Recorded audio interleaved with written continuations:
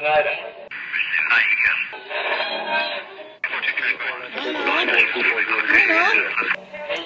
is that you? There, I think I got it.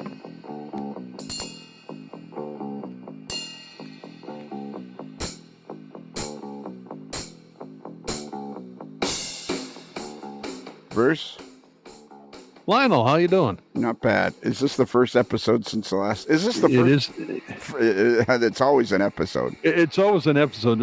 We're not sure what kind of episode, but it's always some sort of episode. Yeah, I'm pretty sure this is All-Star Variety Hour number 37.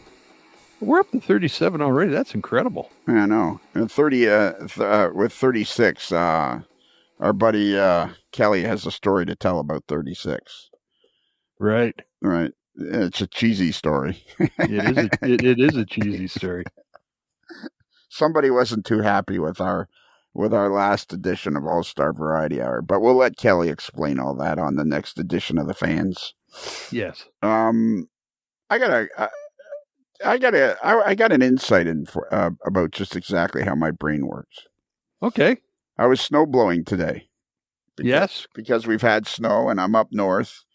And it has. Wait, you're like right next to polar bear country. Right next to polar bear country. You go out my back door, jump on the snow machine, ride for about 10 minutes, and boom, you're right there. Wow! Right amongst the polar. You're on the ice floes. There you go. So and I was thinking of this today while I was snow blowing, and I think of it pretty much every time I do this particular part of the snow blowing. So I've been in this home 35 plus years. It's a lovely neighborhood. I'm quite happy to be here. But for the first 25, and it snows in my neighborhood quite a bit. Some years you can get as much as 6 or 7 feet of snow. Not uncommon. Indeed. 5 feet is very normal, and so you get a lot of snow here because we get lake effects off at Georgian Bay, which is off of Lake Ontario or Lake Huron, and blah, blah, blah, blah. So for years, and I've always had a snowblower because I have a decent-sized lot and a decent-sized driveway. Yeah, you got a fair-sized drive to move snow from. Yes. Yeah, so I've always had a snowblower. And for the first 25, and I built my garage of fair size. It's like 1.5 cars deep, quite wide, and there's plenty of room behind the cars to store the lawn tractor, the snowblower, the motorcycles, and all kinds of sorts of odds and ends. It's a very lovely garage. But and I also put a back door in it because that was my dad's idea from when I lived with him. He built a garage and put a back door in it, which was brilliant. It's brilliant. So you get stuff in and out without having to try to worry about monkeying going along the side of the garage and stuff. Exactly. So when you're doing cutting the grass, boom, you just back the tractor out of the garage and boom, you're on your way. You don't have to move cars or nothing. Mm-hmm. So for 25 years, in the winter, for 25 years, every time when the snow started, and usually in December it falls pretty heavy because the lake isn't frozen yet. And yes. I would, for 25 years, I'd get my shovel out, and I'd shovel out in front of one of the cars, just enough to get it out of the garage, and then I'd get my snowblower out and do the snow blowing. And then, of course, I'd finish the driveway, and I'd pull the car back out, and I'd put the snowblower back in. Because, of course, at the back of the garage, the snow would pile up, and there was no driveway access. The back of the garage just opened up to the backyard, so there's no driveway access from the back door. And when the snow gets 1 or 2 feet deep and it starts piling up, it's no way to get the snowblower out. Until about 10 years ago, I was doing something. I don't know what it was. I was snowblowing around my motorcycle trailer. I started to snowblow around my motorcycle trailer because I wanted to get it out. And it sits kind of beside the garage. And it was I thought, if I snowblow enough of snow around this, I can probably get it out because I wanted to take one of my motorcycles to Florida. And as I'm doing that, I realized I was now around the back of the garage. Uh-huh. And it suddenly dawned on me,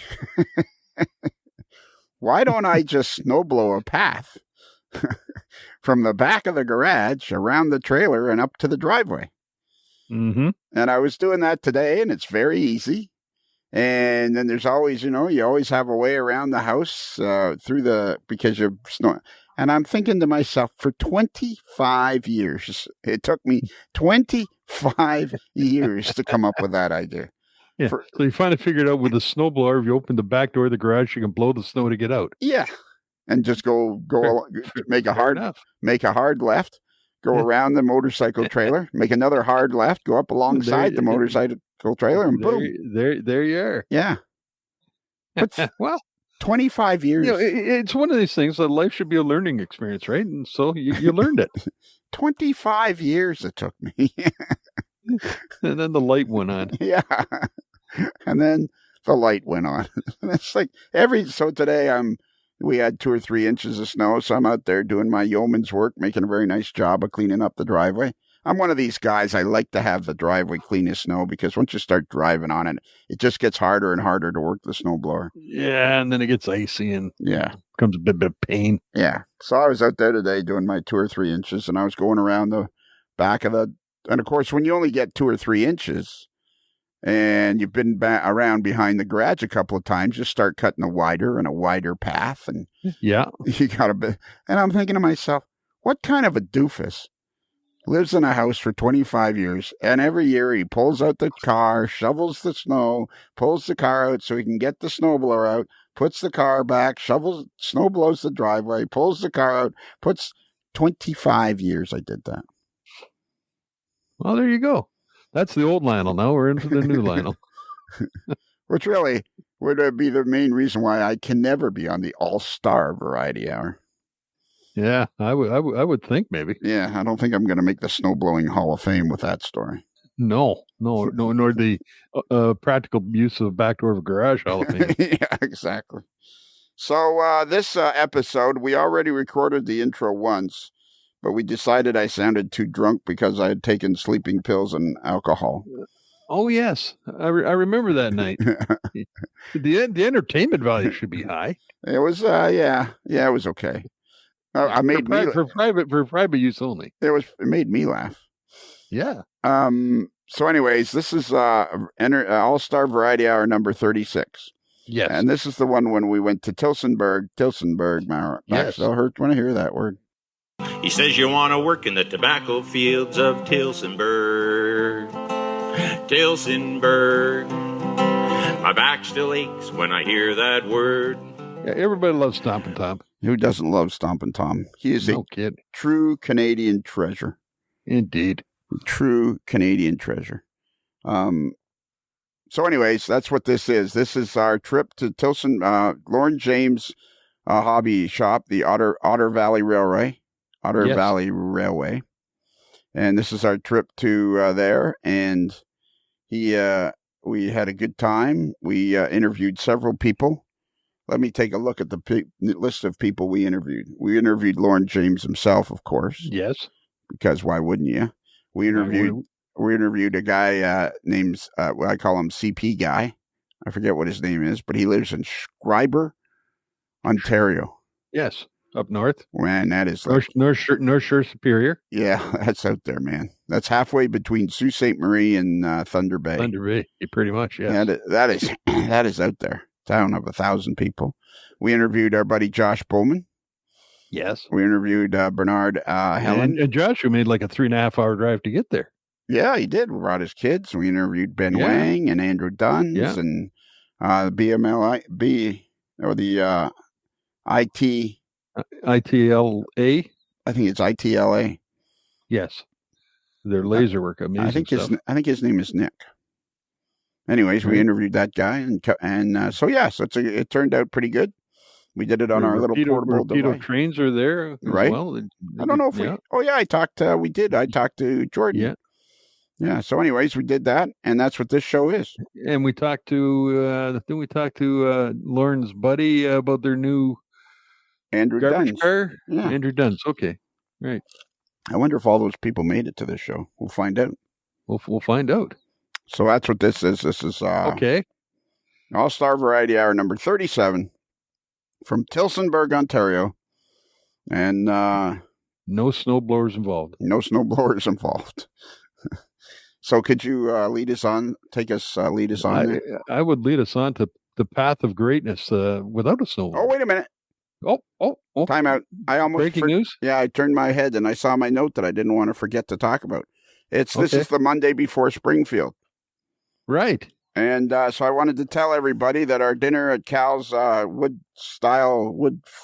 wood-fired restaurant or something, isn't it? Yeah, what is it? It's Cal's Wood-Fire Grill. There. Okay, and dinner time is just after 7 o'clock. I say 7:05. They argue with me a bit. They say it's more like 7:15, but I say 7:05. Right. So we got like 30 people almost coming, around 30 people coming, but so there's still plenty of room. If anybody wants to come to the dinner, the AML dinner at Springfield on Saturday night, just send an email to amlhostess@gmail.com and boom, you're in. And if you don't decide until a Saturday and you come up to the table, so long as there's room, you're invited. Right. And what about the hockey game? And the hockey game, which coincidentally still also goes at 7:05 on the Friday night of Springfield. I think we bought 29 tickets, and I think we still have 8 or 9 left. So if you want to do that, just send an email to amlhostess@gmail.com. Give her your name and your how many tickets you'd like, and boom, you're in. So let's not forget that. Yeah, and the Springfield Thunderbirds are taking on the Lehigh Valley Phantoms. Yeah, that's going to be a slugfest.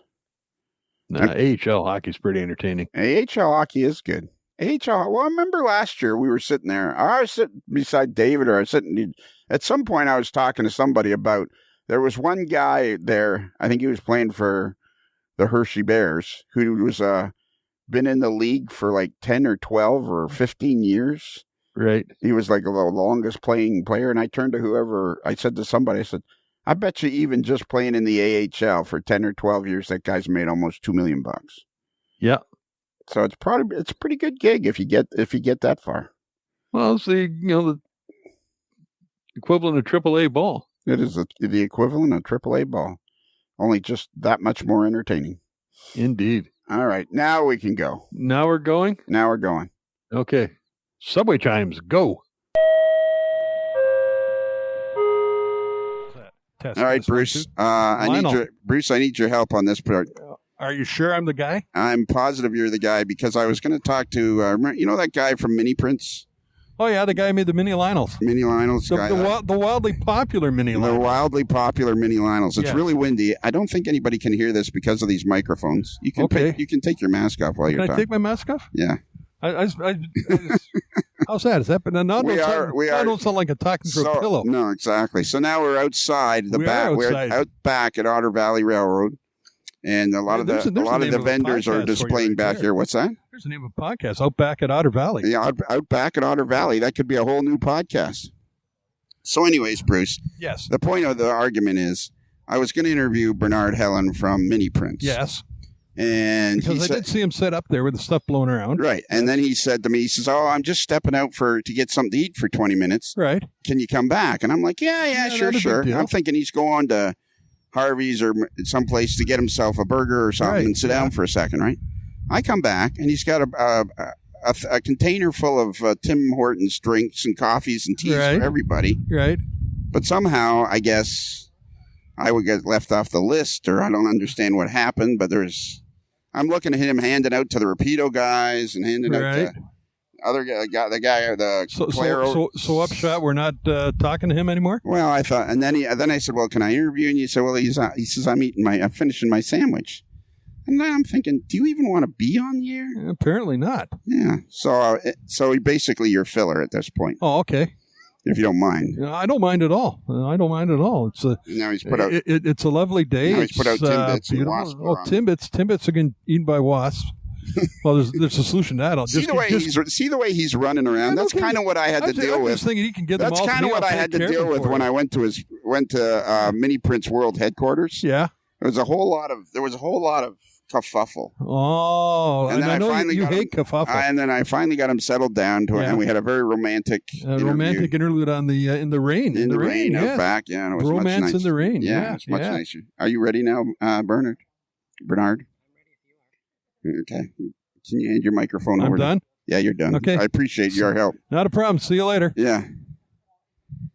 I offered you a Timbit. Did you? I did. Where are they?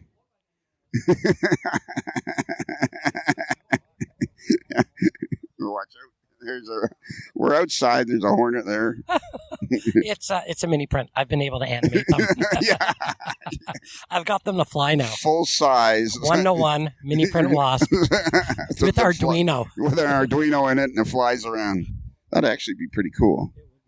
So this is the first time ever that since you started mini prints, that you've been to an actual show with actual people. First time ever outside with mini prints. Yeah, like ever away from the main headquarters. First time out of the house Yeah. with mini prints. Let's just say from the headquarters. Okay, world headquarters. World headquarters. Indeed. The MPHQ. MPHQ, I like that. Yeah. It's like SQVR. Sure. So what is your feeling of? First off, have you ever been to Otter Valley Railroad before? This is my first time in Tillsonburg. Cue the music. He says you want to work in the tobacco fields of Tillsonburg. Tillsonburg. My back still aches when I hear that word. Well, he said, I'll only give you $7 a day. But if you're any good, you get a raise in pay. Your bed's already on the bunkhouse floor. If it gets a little chilly, you can close the door in Tillsonburg. Tillsonburg. My back still aches when I hear that word. You know, the last time we talked, it was a lot more romantic than this. This is a little sunny. Yeah, it is very sunny. It's a little too bright for us. Well, it's better than rain. Is it?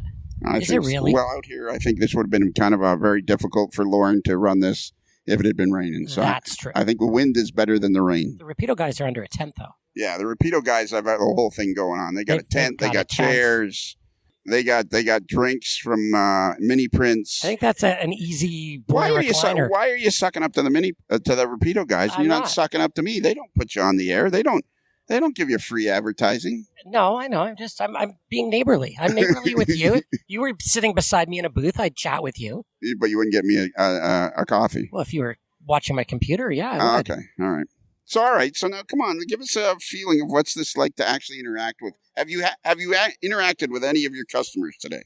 I have interacted with many of my customers today, past customers, present customers, and more importantly, future customers. And what has that feeling been like? What's that like for you for the first time at a live show interacting with customers? I'm feeling many emotions. Many emotions? Many emotions. You can't let it go, can you? I cannot let that go. You just cannot let No. it go. So many different emotions. And it's really gratifying, actually, because there is one customer, Hector, and he was one of my very first customers, so probably the first 5 ever in the first 5. And we've become online friends, and this is the first time we've ever met in person. How cool is that? It really is, actually, because we really created an online friendship and very simpatico, a lot of similarities, really love his modeling. And I was just thrilled, tickled pink when I heard he was coming out today because, you create these friendships online and they are friendships because you get to know a bit about someone. But then you actually meet them and it's real. And that's a wonderful feeling. And it really was like, oh, I know you, but nice to meet you. That's kind of surreal. I know you, Yep. but nice to meet you. Well, I just met young Josh Bowman. He's 36, but he's young to me. I just met him in person. He's an avid listener of the podcast. Yes. Supporter, sends in lots of emails. And Wearing a T-shirt I saw? Yes. Yeah. And, it was our first time. It was our first face-to-face meeting. And it just gives you that feeling of me. That's why we had an email recently about I talk too much about the magic of the internet and how we're all meeting each other. Now the hobby's exploding, and the guy says, you shouldn't talk about that so much. And I was thinking, well, he's probably right. I probably do talk about it so much, but I'm going to keep going. Because it's true. It's just fabulous. It is true. And we are living proof of that today. Yeah, I mean, the hobby's just going to go nuts because of the internet. And the internet was kind of the necessity of the thing at the time because we had no other alternatives. But now we can blend the best of both. So we can be virtual when we need to be and real when we can be. I know everybody's excited about the impact COVID has had. I mean, COVID is not a good thing, and we're very distraught about all the all the unhappiness that has occurred from it. Are you bothered? Like, you want to go? Because I see you're looking away. No. It's radio. They can't see us. I can see you, though. Yeah, but... That's why I always turn the camera off when I interview people. There's a dog walking by. A very cute small dog. I like dogs. Okay. Is it the first? We're having Squirrel. Squirrel. Yeah. I'm trying to be entertaining. Yeah, well, you're doing a good job. This is like your third time. This is your third time on the podcast. Don't tell me you're not entertaining. I'm just giving you material, okay? Okay. If I didn't look away, you couldn't bitch about it. Can I say that? Sure. Is that allowed? Absolutely. The censors aren't going to beep me? Nope. Have you ever beeped anyone? No. Oh. Actually, I haven't. Okay. I've cut portions out of some interviews that were really boring. Okay.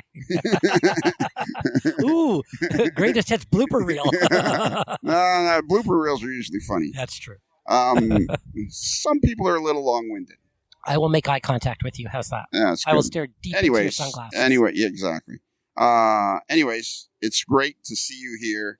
It's great to be part of your first ever live interaction with customers. Can you even imagine what it'll be like at Springfield or another big show? My head's going to explode. It is. May I share something with you? Absolutely. I'm going to look at my phone if that's all right. Absolutely. And I'm going to read you a text that I received from my wife.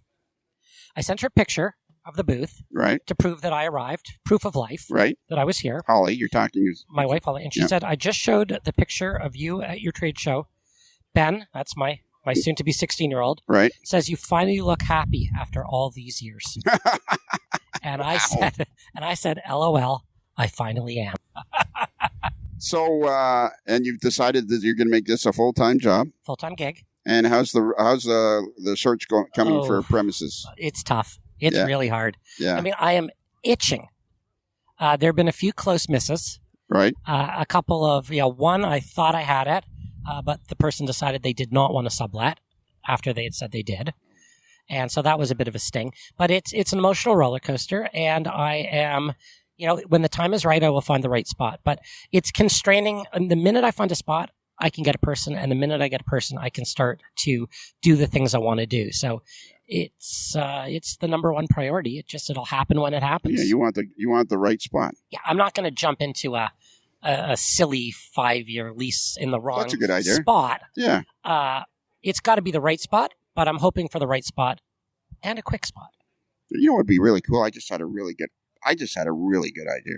I had a really good idea. It won't happen, but this is the kind of thing that forward thinkers like you and I would come up with. Let's think about this. What? The guys at, what do they call that? Little Canada? Yeah. They should give you a small spot. Ooh. Yeah. On premises. Yeah. And you could operate out of there. You'd be part of the. It would increase the interest in the display because you could have a permanent place to sell your stuff. It would make their situation even more interesting. There's one small problem with that idea. Okay. You're right. It would never happen. But here's the problem. I'd never get any work done. I'd spend all day wandering around looking at it. I don't know. Have you seen it? I have. I saw it in the early days. It's amazing. It is. I would be. You think I get distracted with dogs and kids? Can you imagine me in that place? Be running around with my hair on fire. I don't know. You seem to me kind of very much of a down to business kind of guy. Yeah, I work when I need to. Yeah. That's the way you strike me. Is you're a no nonsense kind of guy. I got to get her done. Yeah. Get her done. Get her done. Do you know what you have to do now? So much. The list is endless. No. But you tell me. If you ever listen to the show, do you listen to the show? Occasionally. Okay. At the end of a segment. Oh, we're at the end already? Yeah, I think so. Okay. I think I'm getting tired. Okay. Of you. All right. I should edit that. That should never be said on the air.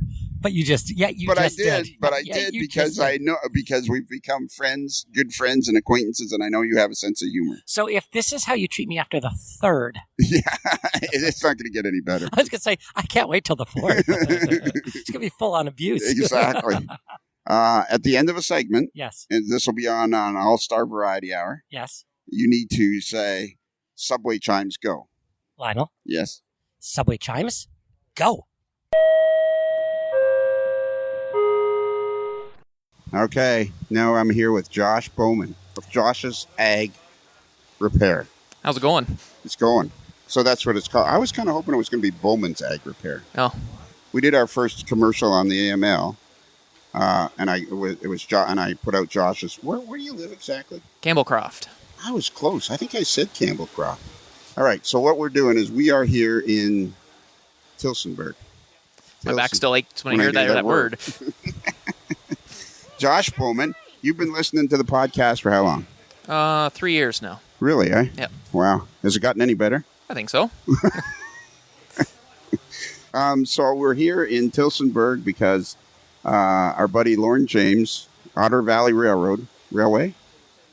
Railroad. I don't know. I think it's railroad. I think we should know. I think it's railway. Anyways, he's got a Otter Valley Railroad. There it goes. You got it on your bag. Yep. Anyways, he had some sort of what would we call this? A mini train show, Yeah, you had manufacturer display. Yeah, manufacturer's pop-up show or something like that. So how long of a drive is it for you? About 2 hours 45 minutes. Like what? Maybe 120 miles, 130 miles, something like that. Yeah. So what do you think of this shop? It's pretty impressive. I know, eh? Yeah. I was walking down that other aisle. The next aisle, we're in the Woodland Scenics aisle, but on the next aisle with all those locomotives, it's unbelievable. It really is. I mean, this shop is, to give people around the world, to give you folks in Australia an idea, this shop is an hour west of Toronto. Yep. Which is the biggest city in Canada. Yep.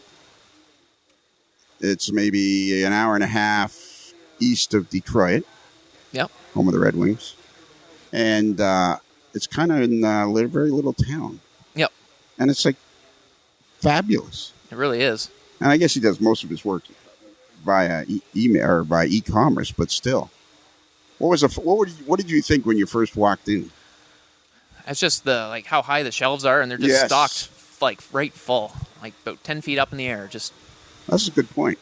I mean, you're right. Like they are stocked to the what is it? 3-4 aisles wide, probably 40-30 feet deep.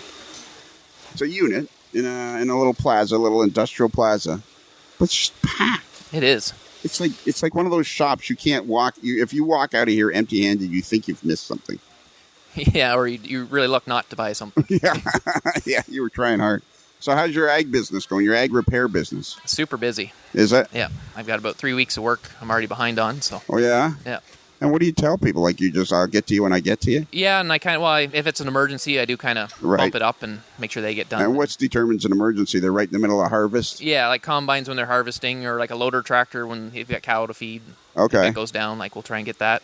All right, cool. And your wife, does she keep track of, how do you get the calls? Are you doing it all yourself? Pretty well all myself. Everyone's got my cell phone number and either text me or call me. And so what if my lawn tractor breaks? Can you come up to Barrie and fix it? Sure. The call fee might be a little much, but we can do it. I bet you it's pretty exciting, eh? How old are you now? Yes, you can go. It's 36. You're talking to your son, and he is? 7. 7. What's his name? William. Hey, William. How you doing, buddy? See ya. Let's go to the next aisle while we got a chance. All right. I want to talk in this next aisle because we're passing all the Walther stuff. And now we're going to go down this aisle. This is the locomotive aisle. This blew me away. Or is this still the freight car aisle? I think this is still the freight car aisle. All right, let's go to the next aisle. Come on, let's keep going here. Aisle after aisle after aisle. This is what blew me away. We're now standing in an aisle that is packed, stuffed full of locomotives. All top shelf stuff too. Yeah, Torpedo and Bowser and. I know. We're looking at, and it's not like there's, the shelves are 6 locomotives deep, and goes for 30 feet. Yeah. And there's 1, 2, 3, 4 shelves of. Well, look at all those RDCs. I haven't bought an RDC yet. Have you bought an RDC? Yeah, I've got 2, and it's something I'd like to collect, but that would get expensive, I think, pretty quick because they're pretty neat. They're very neat. What did you buy today? I bought some decoders and some. What else did I buy? Some of the stuff they've got. Like they have an estate sale here. Picked up a few things from that. Yeah. Yep. He's big into that. Yeah. So what are you doing with your railroad? Are you still excited about working on it? Oh yeah. Once the weather gets crappy outside, are you one of those guys where you're busy all summer? Yep. Especially now that you've started your own business. Yep. Josh's Ag Repair. What's the phone number? 777. 777. 777. Well, that's true. I guess we don't want to do that. I mean, you're liable to have guys from Australia calling you. Yep. How do people? Well, people just know. You probably don't have to advertise at all. No.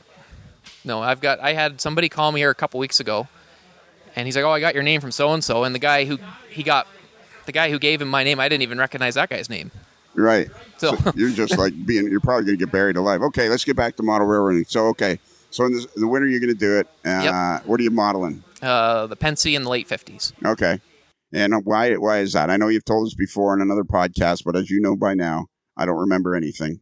We used to go to Strasbourg every summer on family vacation. Okay. And we used to, the cabins we stayed at was like right in behind the Railroad Museum and all that. So every day when we went out, we had to go by the Railroad Museum of Pennsylvania, and it just stuck. Yeah, it's stuck. Yeah. Cool. And how big is your layout going to be?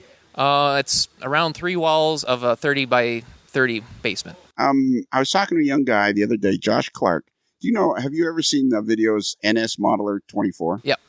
Fabulous videos. They are, So anyway, Seth Gartner arranged for us to interview him. And he's a young guy, 27-year-old med student. And I was talking to him, and I thought I came up with a really good question where I said, as a guy that's 27, do you feel like there's lots of people out there for you to associate with, particularly because of the internet? And is that what the feeling you're getting at the age of 36? Yeah, because there's a few guys my age around that I know that I've been that I do this with, and there's all kinds of young guys all over Facebook sharing stuff, and it must make the hobby so much. I guess I'm partly jealous because when I was 36, you had to hunt for guys, and now you just turn on your computer and there they are. Yep, which is so cool. And then I have an email we haven't read yet, or we may have read it by the time we heard this. The guy, his name was Iron Mule, I think. Anyways, he was complaining that I talk too much about how amazing the internet is. And I'm like, he's probably right, but I can't stop. Yep.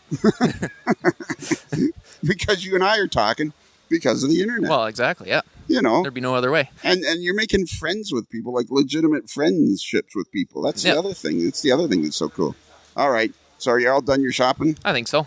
So where are you going to head next? Or are you going to take these guys for lunch? Yeah, we're going to take these guys for lunch and then turn around. So we're going to grab... Yeah, what's your son's name again? William. William's looking for his sister. And what's your sister's name? Audrey. Yeah, sorry. Yeah. So get them some lunch and then probably head her back on east. I think William's getting fed up with me. Well, come on, seriously. I think he's just about had enough of me. That old guy that keeps bugging everybody. Thanks, Josh. Subway chime, go. Okay, so now I'm standing here with... Nick Massney. Nick, how do you say your last name? Massney. How do you spell that? Massney. Massney. Massney. Yes. Makes sense. Nick. Yes. Can I call you Steve? Don't call me Steve. Call me Nick. Your models. So you're with ITLA. Yes. What does ITLA stand for? ITLA stands for Imagine That Laser Art. Okay. And that was the previous company. My wife Renee and I bought this company back in 2012 and have rebranded it and taken it forward as ITLA Scale Models. Okay. So that's the name of it now, ITLA. Yes. Fantastic stuff you guys do. Well, thank you. Absolutely fantastic. Thank you very much. As the years have gone by, it's almost 10 years now, yes. Has sales basically constantly progressed? They have too, Lionel. Yeah, we've been fortunate enough to pick up quite a following of customer base, and luckily enough, worldwide as well. So we're shipping all over the world. Eh? Yep, into Europe and down into Australia, even into Japan, believe it or not. Well, yeah. I can believe it because your models are, honestly, they're some of the best. They're Thank some you. of the best Wow. out there. They really, truly are. Well, thanks very much. I don't hardly know where to begin because I'm looking at this one. What is this one called? What's the So what we're looking at here is we're looking at our kit that's named York Industries Incorporated. And you're seeing 5 different versions of the kit in front of you. All of those versions come from the same package, Lionel. So this kit, yes. So one of our hallmarks is that we engineer these kits to be configurable. Okay. So the goal being that you as the modeler can fit almost any footprint on your layout. Whether it's a shelf layout or whether it's a large, basement empire, right. You can fit the space that you have available to you. Whether it's a fully sided building, in an L-shaped kind of configuration, and all different permutations, shallow relief, and all the way down to full flat. So a lot of the potential is in these kits to fit whatever space and whatever need you have.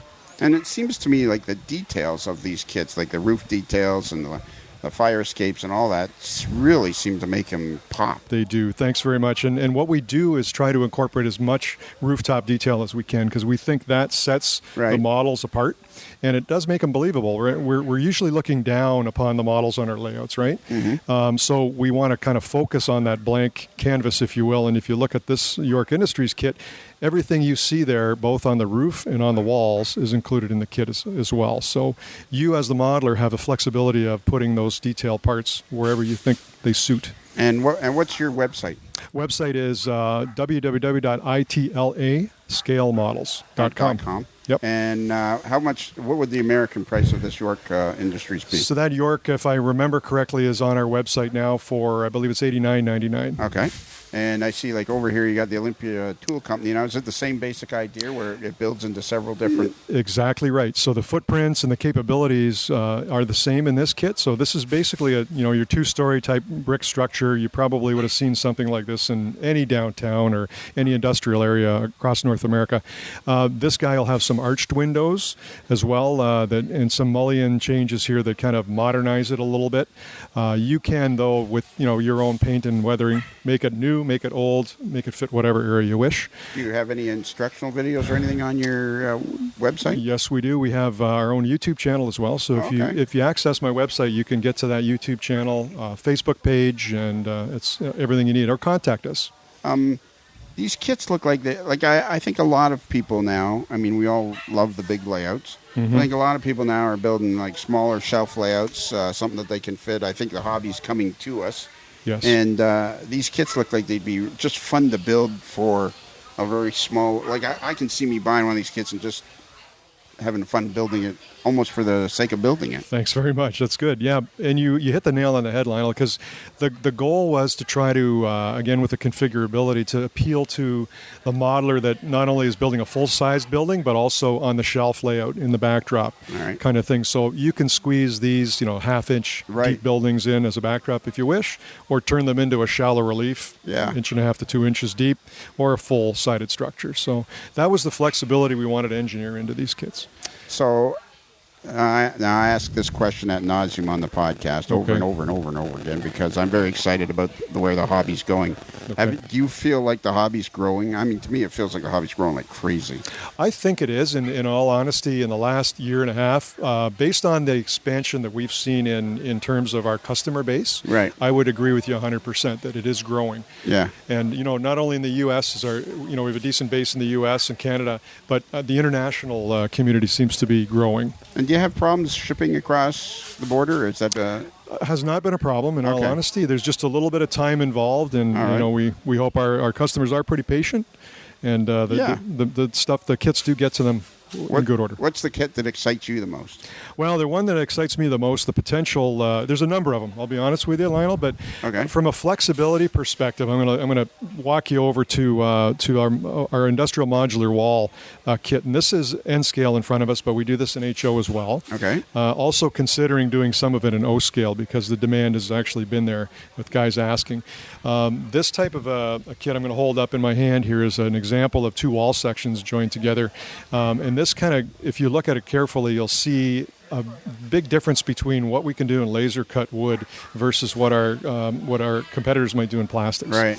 And if you look at the fidelity, thank you. If you look at the fidelity in those window frames and the opening sashes and the brickwork, you kind of appreciate what we can get done with that laser. The painting and the weathering is very, very simple. And I know in the laser cut kit world, people are a little bit concerned about how do I paint. And I'll be honest with you, when I first started, when I bought the company 9-10 years ago, I had the same concern. Right. How do I paint this stuff? Right. Yeah. Right. So come on down here, and I'll quickly show you that if it's okay. So if you look over here, you'll see a variety of spray cans, rattle cans, as we would call them. Right. So basically, automotive primers in reddish, brown, and gray for concrete, such like that. Sure. So all you really really need to do is lay down a rattle can base of color Wow. on this wood, directly on the wood. You don't have to seal it. It's not going to warp on you. You just shoot it with this like a Rust-Oleum primer, and that gives you your brick tone. And then you work up different colors with the the acrylic hand applied water-based And paints. you must have a video about that. Yeah. So on our website, you'll see a bunch of that up at the top header bar. You're going to see some clinics that you can click through. Yeah. You're going to see some stuff on our YouTube video, YouTube channel as well. As I'm standing here looking at it, I highly recommend that people go to itlascalemodels.com, find the videos, because this looks incredibly simple. Thank you very much. It is really. And that, when you look at the models, they may look daunting. Oh my God.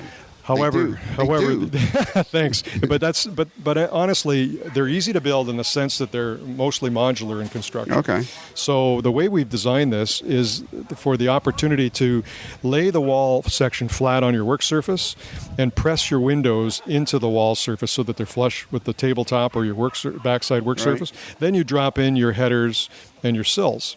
And again, those parts are painted separately, so I don't have to go and mask any of this stuff. Yeah. I'm just assembling after I've painted. Very simple, very easy to do. So can I ask you a real simple layman type question? Anytime. This seems like it's really sturdy. Yes. I'm holding a wall section, and how thick is that? That's 1/8 of an inch. It looks like it's really sturdy and would be really easy to work with. Yes.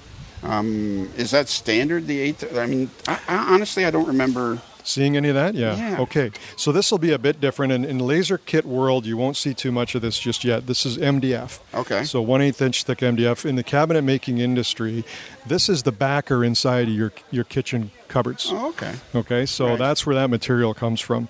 So it's very, very robust. It's very easy to, obviously, to laser etch and laser cut. And more importantly, it's easy to paint and assemble. Yeah.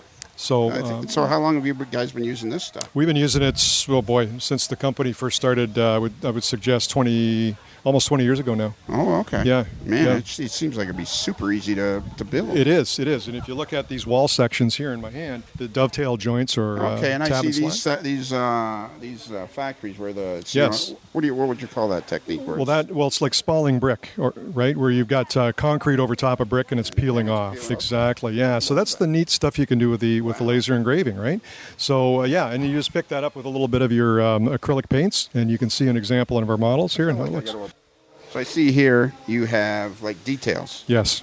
And so you can buy just the details if you want. That's right, exactly. And they're on the same stuff? They're made out of the same same material as we use in our kits. Wow. So as an example, that kit you just picked up is actually this right here. Wow. So I think that's what's really important for people to understand is this is really robust, really easy. It is.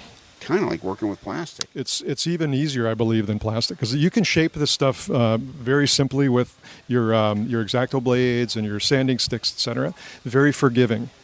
Yeah. And what kind of glue would you use? Okay, good question. I would recommend Weld Bond or Tight Bond 2. All right. So those are both PVA-based white glues, like wood glues. Do you sell those? I don't actually know. Okay.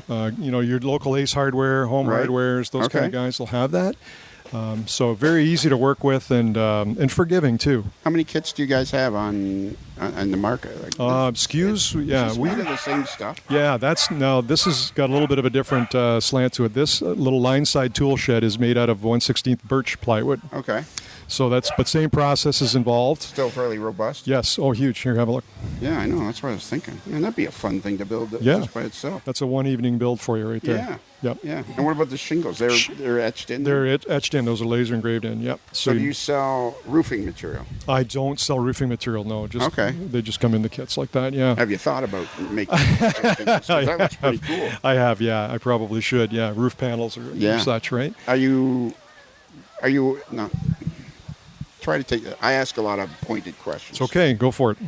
Are you finding that you're getting overwhelmed with the amount of how the hobby's growing and the popularity of your company? We have been, yeah. We've been overwhelmed quite a bit, especially through the COVID period with everybody working hard in their basements and such. Yeah, we've been thankful, honestly. Sure. And busy, and it's a good busy. Yeah. And we're really glad to provide these kits to guys that appreciate them. I say the same thing to everybody. Nobody wanted this to happen. No. But if there's an upside, like I think the hobby was already starting to explode before COVID came along, and because of social media, and I think COVID just kind of threw gas on the fire. Yeah, I think you're right too. I think there's a lot of people out there that are starting to appreciate what the hobby's about. Yeah. You know, like guys like you and me been in there all our lives, but it's good to see the younger people starting to come in as well. Yes. Like we've seen a few here today. Yeah, which is really, really good. And I love the opportunity to talk to people like that and to help them understand that the simplicity in what you see here in terms of how to build and paint. Yeah. It's truly easy. Just got to try and practice, right? Just got to try it. Don't be afraid to make a mistake. Yeah. Right? Just do it. All right. Well, this is cool, Nick. Well, next show I see you, hopefully we'll get to see you at Springfield. Okay, yeah, let's hope so. I'm keeping my fingers crossed. We have ours crossed as well, yeah. I'm really hoping. I don't know if John could survive another year without it. Without it, yeah. I totally agree with you. Yeah, it's a great show. John is a great guy. Oh, John is a wonder. John Sacerdoti is who we speak of, and he's a wonderful guy. And what is the next? How many kits do you have roughly? Oh boy, we SKU wise, if you look at it that way, we're well over 100 SKUs. Okay. Across the website. So yeah, have a look, please. Are you always kind of searching for new ones? Yeah, always looking. We're thinking for ahead. Yeah. And we're not quite sure. We got a few on the drawing board now that we're playing with some ideas on, and scale too, right? N scale, HO scale, right? O scale, as well. Your stuff is just absolutely. I mean, really. One of the things I talk with when I talk with Shane Wilson of Scale Trains, he's the president. He's always somewhat frustrated that more and more people don't know of his company. Like to me. Anybody that saw this stuff and saw how robust it was, they'd be buying it immediately because it looks like it'd be like this kit just looks like it would be fun to build. Yeah, thanks very much. I think that's where the hobby's going to grow too. Is people are going to just start building. Yep. I hope so. And stuff like that. I really, really hope so. But thanks again for helping describe it. It's hard to convey the value of the models until you see them, right? So I think what we'll do too is I'll try to get you on the podcast once and just aside from show and just kind of go through the whole process with you. Sounds good. Yeah. Because I'll have the website in front of me. Yes, you can cruise through. Yeah. As I'm going along. All right, Nick. I got one job for you now. What's that? Take a little pause, and then you have to say, with gusto, you have to say, subway chimes go. Okay. So a little pause, but it's got to be with gusto. All right. All right, here we go. Subway chimes go.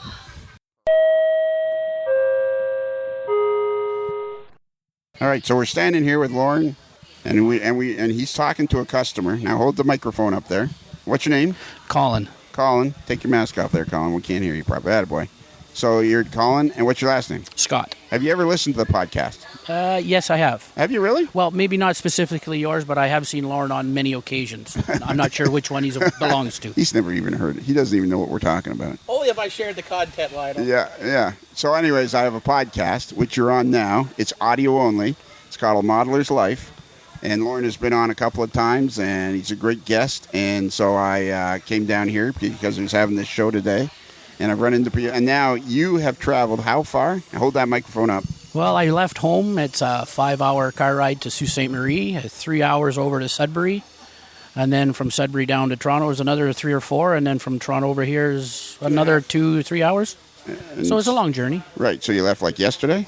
No, I left a week ago, and I went via Ottawa to visit my young fella in university. Oh, okay. That's cool. And a 1-week vacation. So you're from Schreiber? Correct. And where exactly is Schreiber? Schreiber's in the middle of no man's land on the north shore of Lake Superior. And how did you end up there? Born and raised. Really? What's the population of Schreiber? In its heyday, it was a little bit more, but now it's around 1,000 people. Well, so what do you do for a living there? I'm a locomotive engineer for Canadian Pacific. Well, see, this is getting better and better. And you didn't want to talk to us. Well, it's hard to shop when you're talking. Well, that's true. What have you bought? At the moment, nothing. I've met a lot of guys. I wait till the end, and then I get it all in a wheelbarrow, and away I go. Okay. Have you been to this store before? Yes. How many times? Once or twice, I think. And then You're on the farm. We're on the farm. Once or twice in the old location. Don't be looking at him. Don't be looking at Lorne. You can do the answers without him. Just make sure you hold that microphone a bit closer. Okay. So you're a CP locomotive engineer. Yeah. 22 years of service. Wow. And I'm running into more and more guys. We have one guy on our show that's a regular. His name's Mike Ostertag, but we call him the Spoon because he stirs up trouble. Yeah. And he's a locomotive engineer for Canadian National.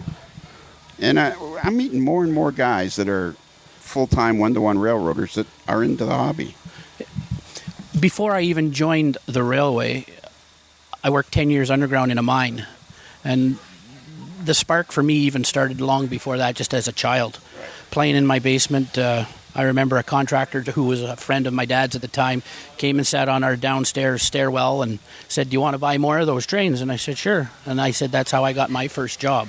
We're grade 6, taking my work boots to school every day. The contractor would pick me up at school, and I'd sweep out boxcars for 2 or 3 hours after school every day. Really? And then that helped fund my model railway fire desire. And then since then, it's always just stuck with me. That's a great story. There's only one regret, that when I was about 12 years old, we went to Scotland with my mum and dad. And I went to a model railway show in Dundee in Great Britain. Right. And the local newspaper went by and said to all the kids that were in the picture, "Where are you from?"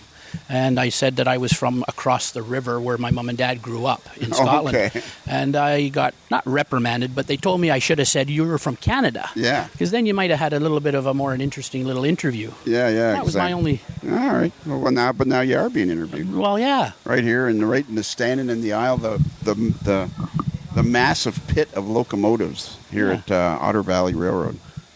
It's a spectacular store, isn't it? It's beautiful. Yeah. Quite the inventory.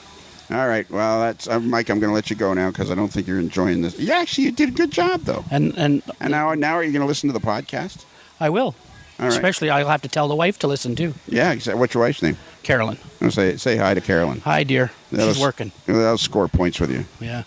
So did you come by yourself? I did. Okay. She's a elementary school principal, so she's back to school. And when are you going to head back home? Probably today, this afternoon. Like get halfway home? Yeah, I'll head to friends in Sudbury. Okay, well there you go. Pull up a pillow there, and then another 10 hours tomorrow. That's cool. Then I met a guy from Scriber, a CP, a Canadian Pacific locomotive engineer, right here at Otter Valley Railroad. That's 18 hours from home, and now he's going to head back. How much do you think you'll spend? Just a ballpark. Let's see. How much do you think you'll spend? Depends on how Lorne sharpens his pencil. Yeah. $1,500 to $2,000. Wow. I probably should stop talking to him then, Lorne. All right. Thank you very much. Oh, you know what you have to say now? What's that? With gusto? What's that? Subway chimes go. Subway chimes go.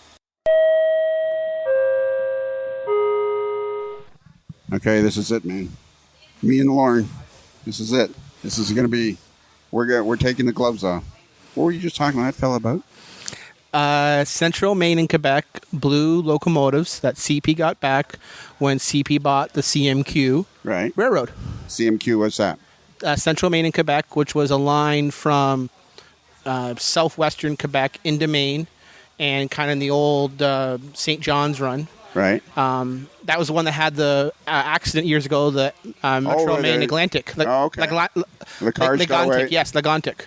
Right. And that's the old lines that CP's bought back.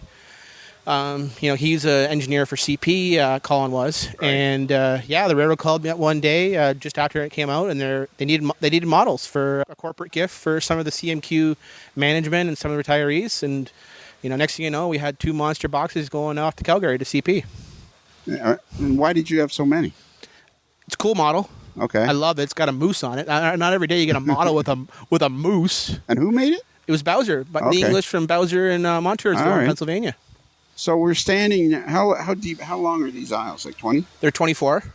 So we're standing in the locomotive aisle. You have so much stock. Like, it just blows me away. I was talking to Josh Bowman earlier, and I mean, you have so much stock. It's fabulous. Like, how do you sell all this stuff? So every day we come in, we print off our online orders for the night before. We get it shipped out before 2 o'clock every day. My girls take phone orders through the day, email orders, and we just fill and ship. We got customers come over all over the world. Before the pandemic, we had international customers almost every other day. As you saw right there, Colin, he drove 18 hours today to be at Otter Valley and for the event. We've had customers from Germany in our building, France. So you remember I was yelling at you about you should be shipping international. We are, but when I said this to you, Lionel, freight lanes are really bad right now. Right. I can't leave Canada Post. If I leave Canada Post, then I lose the room in their containers for international ports. There's no capacity anywhere right now. All right. DHL. So now you got to explain that. See, the problem is when you're on the podcast, you're saying a lot of stuff that nobody understands. The beauty of this podcast is I don't understand anything. So how do you have space on Canada Post containers? So we have a contract with Canada Post that we provide them a minimum of domestic and a minimum of international parcels a year. A year. Yes. Okay. And we're able to flex up and flex down based on the contract. Right. I've indicated to them that I've asked them that our contract probably will see a 20 to 30% bump this year in volume. They've given me additional allocation to use their capacity in the domestic and international shipping lanes. Right. To ship product. Okay. All right. Let's talk about this Ben Wong fella. What's he making now? He's the Draper Taper. Yeah, so Ben from Aurora Miniatures come today for our pop-up event. Right. And they are doing the SD60F, also known as the Draper Taper. It was a London-built locomotive by General Motor Diesel Division. It's one of a kind. CN was the only Class 1 buyer. They have went on to smaller short lines, predominantly in the Dakotas and the Minnesota areas. Right. How many do you think being produced? In actual fact, I think it's either 40 or 50 that was the build. Okay. Ben is going to have a sample. He showed me pictures today. Right. They look really sharp. Once he has the sample back. So that's how that whole Ben Wong story just kind of blows me away. Because I'm thinking, number one, why did they get such a young guy to represent them? Number two, I'm thinking Aurora Miniatures has no idea what's actually happening in North America. I mean, Ben is a fine young man, don't get me wrong. But it's like, they've chosen this locomotive because Aurora Miniatures has already been manufacturing in China now for a decade, maybe. I think you look at two things. One, and I've said this before on the previous podcast, the SD60F could have been picked up by a couple of the large American builders. They didn't want to pick it up. Right. It's another one of those really unique Canadian models. It's traveled the whole CN system, both Canadian and U.S.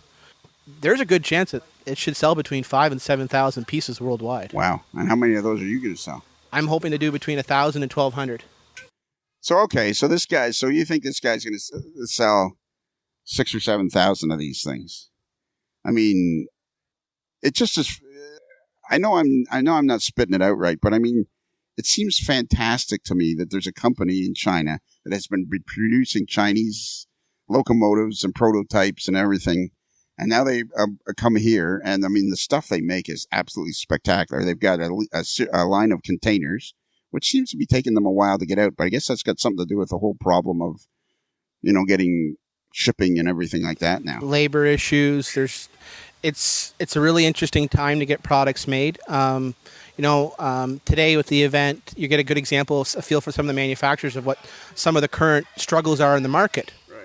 Right. Whether it's availability of products, price increases in certain raw materials, or the fact that they're struggling to find capacity on Megamax container ships. Right. I mean, it's a very global environment. You can see there's some teething issues right now with Aurora, but Ben's been a mainstay in the hobby for a number of years on this side of the continent. I'm confident in him. But he's going to come down the shop the next 2 to 4 weeks with a sample. Right. We're going to have an event here at the shop for that model, and then we're going to do a Facebook Live, and then have a plethora of pictures and a couple walkthrough videos. So we're gonna push the model because Otter Valley is going to probably give a very large PO, and I want to make sure we have a very good model for our customers. The PO is purchase order. Okay, and you're going to buy like 1,200 of these things. I would think I'm starting at least 800, but it could be upside of 1,200 pieces. And how are you going to determine how many you're going to buy? I've got a pre-order system, so that tells me first the interest. The next thing will be is once the sample comes in hands, gets that through. If the buzz is strong, the uptick happens, web traffic, all those social media metrics starts to click. There's my another measure to say, okay, popularity is going to be hot. The other thing I looked at is the model itself is the coolest Canadian model for a diesel coming out in the next year to 2 years. Right. Yeah. I mean. Yeah, Rapido's got some steam coming, and there's some other neat offerings, but Draper Taper is uniquely Canadian. And these guys, these Aurora Miniature guys, the stuff they're producing it's almost hard to imagine. They get a line of HO scale containers. With working doors. And weathered floors. And you can remove the floor and put a load in and the whole 9 yards. Yeah. It's like unbelievable what these guys are doing. So now let's get back to problems in the industry with product and things like that. How are you deciding what it is you got to get and what you got to buy? So last Christmas, I looked at my top 25 SKUs that I sold. So that's non-locomotive, just kind of your standard Christmas items, whether it was your entry-level DCC systems, your mid systems, books, Stoddard's art, anything that would be a standard Christmas item. I went and looked at it and said, okay, what's popular? And then I upscaled it, and I started placing back orders and orders as early as January of this year. Right. But I'm standing in this wonderland of locomotives. Hey, well, Bruce the mailboy's taking our picture. Take it landscape, not portrait. At least take one and hurry up, because then I'll do it right. Then I'll have to edit. He's doing it. He's doing it portrait. Do it landscape. There you go. Give my best angle. Yeah, give my best angle too. There you go. Perfect. So I'm standing in this mecca of locomotives here that's just like loaded with locomotives on one side of the aisle.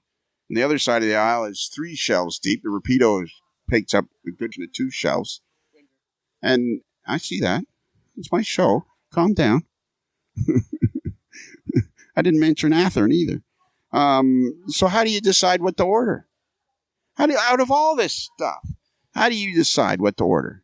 Because what's your full-time job? This isn't your full-time job. My full-time job, I've said it before, I'm a full-time CA for a municipality. I'm their treasurer. I understand. And some days I'm their active administrating official. I understand you said it before, but are we going to come to blows again? Like, now that we're in person, we could actually come down. We could actually end up having a wrestling match right on the floor. I know you've said it before, but people need to hear it again. I'm a full-time CA. With the town of Tillsonburg? No, with the municipality of Bayham in the county of Elgin. Okay. But I do work with some of the other neighboring municipalities. Okay, so you're not with Tillsonburg or this municipality? But we do some work together and work projects together that are on boundaries. Okay. So, all right. So, and then the rest of the time you run this, you have this store, which you started with your parents when you were 3, I think you said. 17. 17. That was close. Yep. So how do you decide what to buy? Because I'm standing in this cavernous area of locomotives. There's got to be, how many locomotives do you think are in this aisle? 4,000. 4,000 in this aisle? Plus the glass cases. Yeah, okay, but in this aisle. Try to follow along.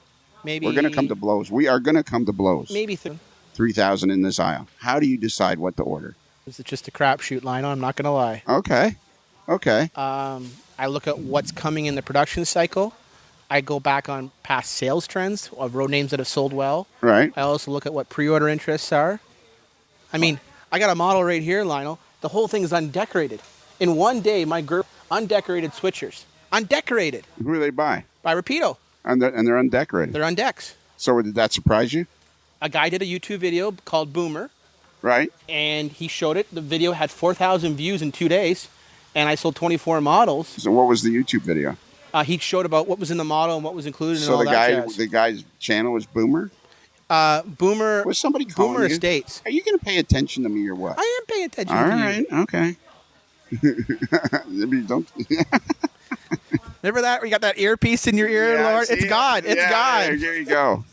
I can't stand those guys walking around in That's why I took it out for you, Lord. Right. I don't want to make sure we don't have a fight now. Okay, so like there's down here. There's what's down here? Intermountain Tier 4s, Rapido FAs, all the SW run that the Rapido just did, the brand new B36s that Rapido just did, the whole selection of RDCs, the whole selection of F units. Like I've said to you before, I'm a Canadian dealer. If it's a good quality Canadian product, I've got it on my shelf. I've stocked it deep. I'm not interested in just selling when it comes. I want to sell for a good duration. Yeah, like you buy more than what your pre-orders are. Yeah. See, I admire that about you. That's what I admire about David Leobach.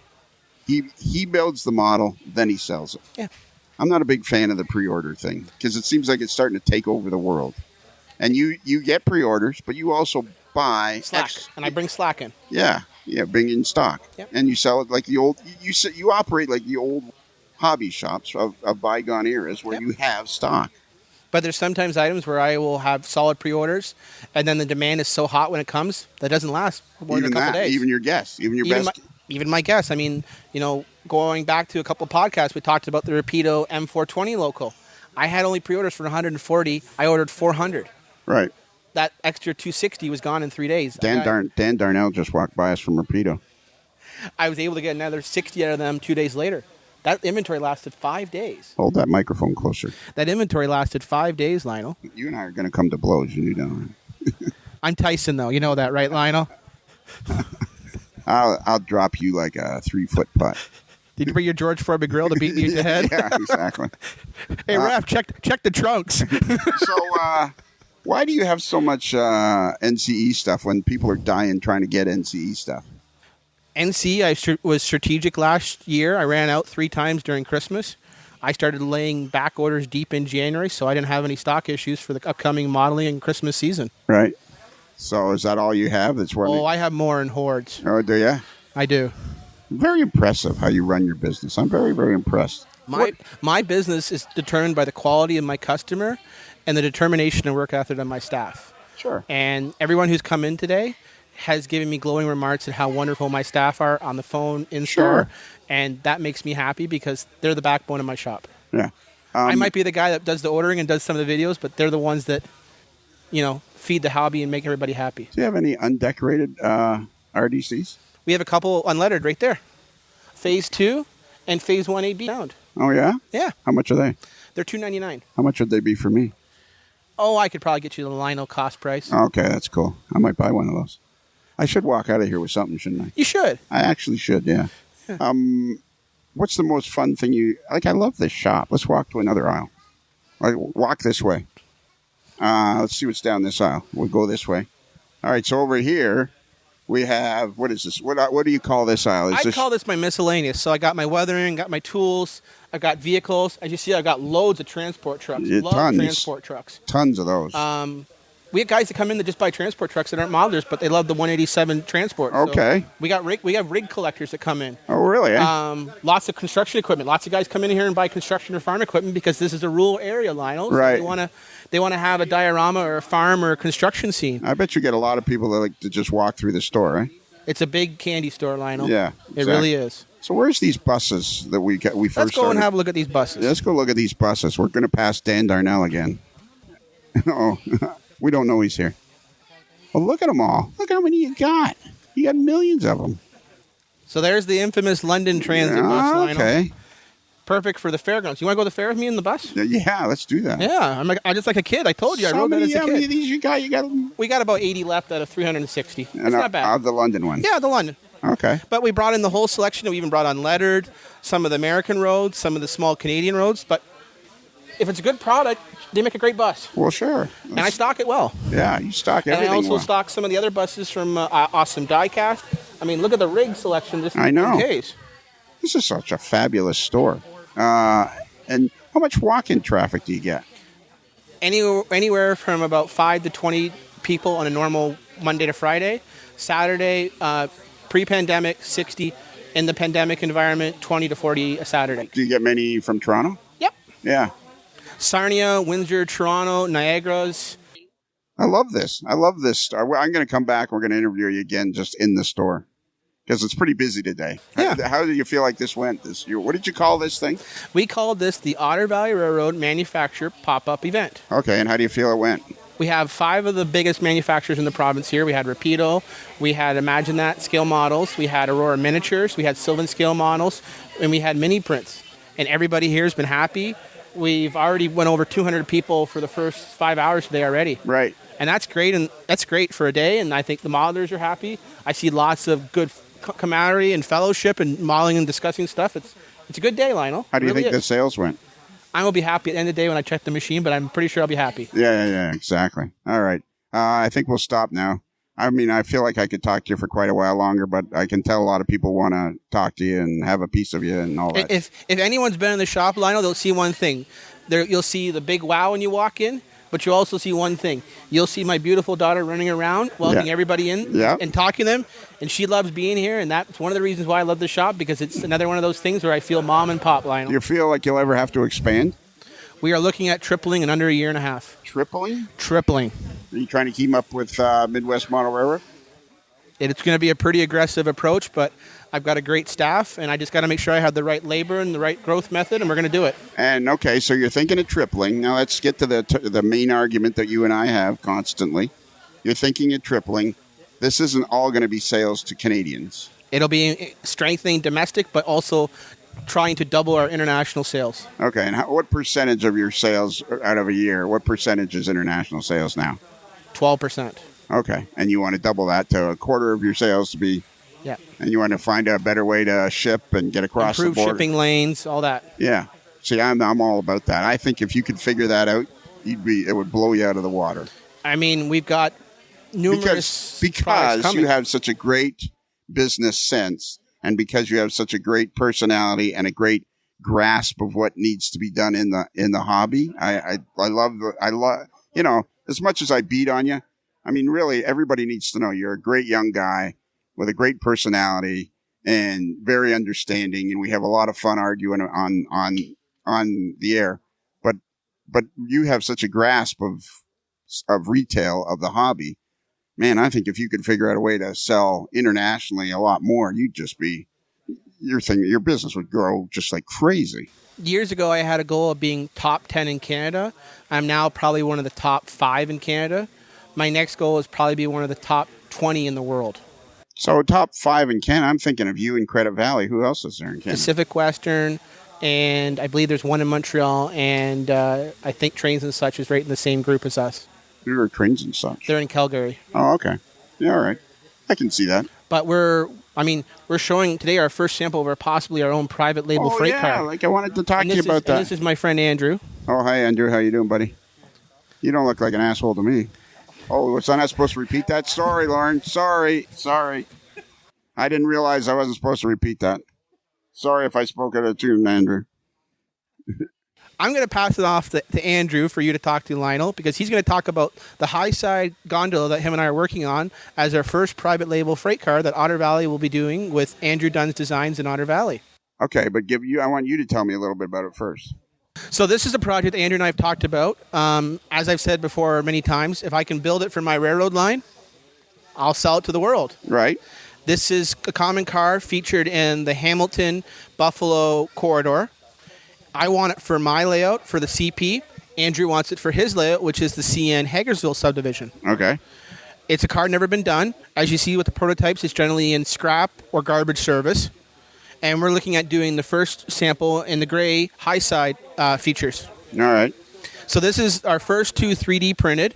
We're just kind of getting our feet wet and then trying to see if we have a larger market that make a private label car. So would you get this made in China? We would, after we get all the R&D. Yeah, get it all ironed out. All right, go have your lunch. All right. Subway chimes, go.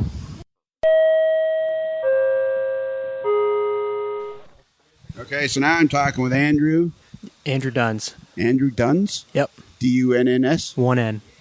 D-U-N-S? That's right. That's okay, correct. Whereabouts do you live? I live in Drivers, Ontario. I'm near Lake Erie, near the Nanacoke Esso refinery out that area. And how do you know Lorne? I've been a longtime customer of Lorne, and when he moved to this new location, he kind of asked me to help him out kind of with the back end of business things, like just kind of looking at new products and things like that to get in and that sort of thing. All right, before we get into the nitty-gritty of this, did you hear the first interview I did with Lorne?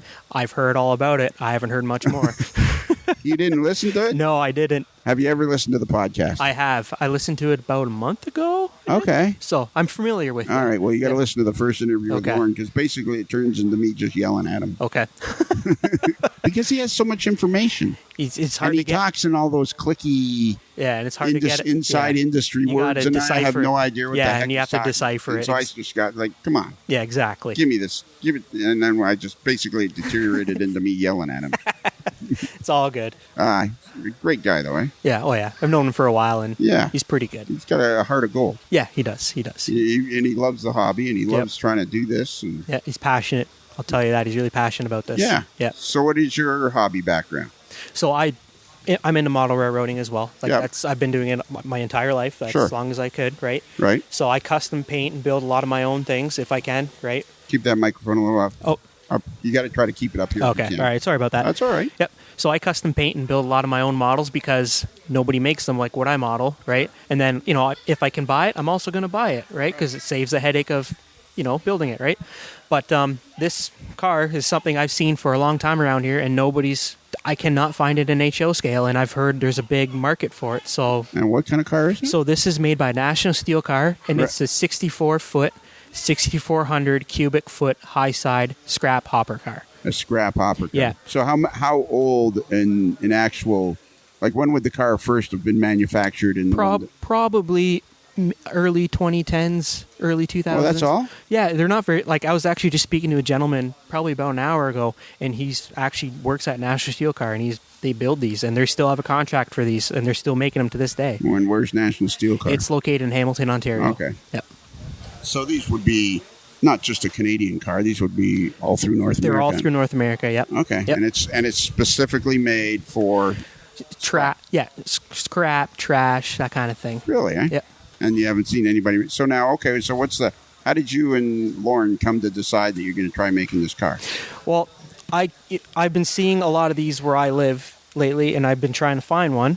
And then Lorne's seen them, again, like he said, on the railway that he models. And he's like, I can't find them either. So then we said, well, we've always kind of had a vision, like make our own store brand car. Right. And then we thought this would be the perfect opportunity to see if people would be interested in getting this. Okay. Right. And like feedback has been great so far. There's been a lot of people that have been looking for the same thing a scrap car of all things. Sure. Yeah. Right. Yeah. You know, it's kind of interesting to see, people have the same interests that you do, and like it's to get tooling and stuff developed. It's a big cost. It is. And, you want to make sure you have the market to make that product. Yeah. Right. So that's kind of what this is right now. It's just kind of a test bed to see if people are interested, to see if we want to put forth that capital to then get this car developed. Right. Right. So you've built some 3D printed models. Yep. So I have a 3D printer at home, and then I do CAD and design work for a living. So I've been spending the last, year and a little bit doing this design and kind of getting pictures, measurements, that kind of thing, trying to make sure it's, That's probably a fun project for you. It is. It's been a big project. It's been fun. It has been. Yeah. Oh yeah. So it's, been doing a lot of internet research, that kind of thing, and at the point now where I've built a few 3D printed models now. I think I have about 5 or 6 other one of these at home, other than what you see here. But to 3D print them, it takes a while, right? Otherwise, I would have just 3D printed them myself. But there's a point, like, if we can provide it to other people that also would like it, why not? Well, sure. Right? But now you've got to learn all about model railroad manufacturing. Exactly. Yeah. So what's that process been like? How far along have you guys gotten? Well, we're right now we're in just kind of the R&D phase, okay. Right? Just making sure there is an actual market for it, right? And then we've been communicating with manufacturers and things over in China, just kind of get an idea of timelines and things like that. So it could be about another year and a half, 2 years before you even see this thing. I would right? imagine so. So who's been doing the contacting with Lorne has. Okay. Yeah, because he's got his suppliers over there, right? He's kind of gotten an idea of who also makes these things, right? I bet you it's pretty exciting for you, though, to even think about. Yeah, it is, really. It's like, it's something I've envisioned come to market. Yeah. Right? Yeah. You put your heart and soul and you're dedicated to it. Like any of these manufacturers can attest to it because they all started in the same spot. Yeah. Right? Like you got that on your mind and something you want to see, and all of a sudden, hey, I did that. Well, if you ever listen to the podcast at any length, and I'm not sure why you wouldn't, just kidding.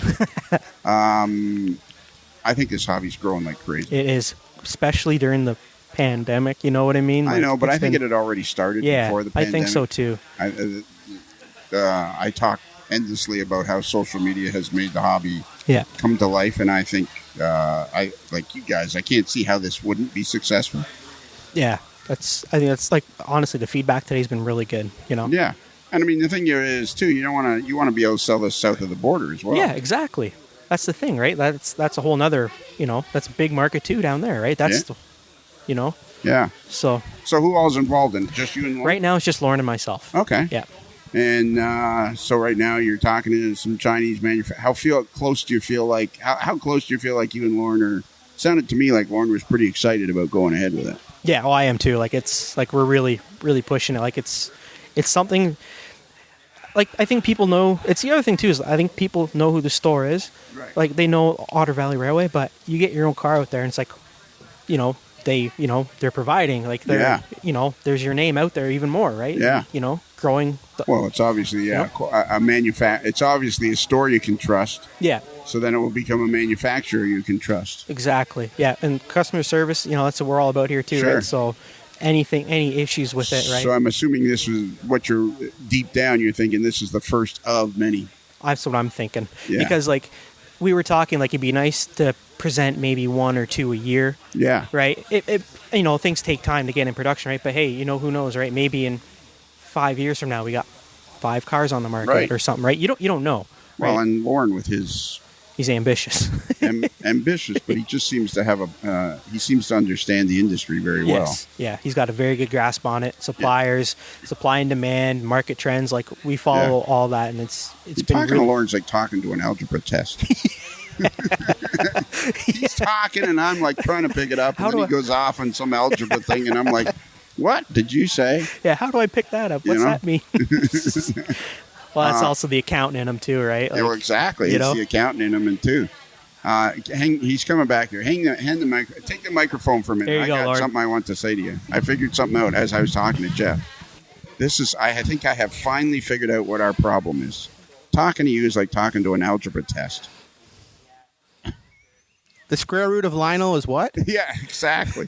Like you talking all these formulas and buzzwords. That's what makes our relationship great on these podcasts, so Lionel. It's like talking to an algebra test. I want to see Do I look like I can do algebra to you? Do I look like I was an A student to you at any point in my life? You look like you were a student, not a student that's with right. quotations. I was an A student. I was a student.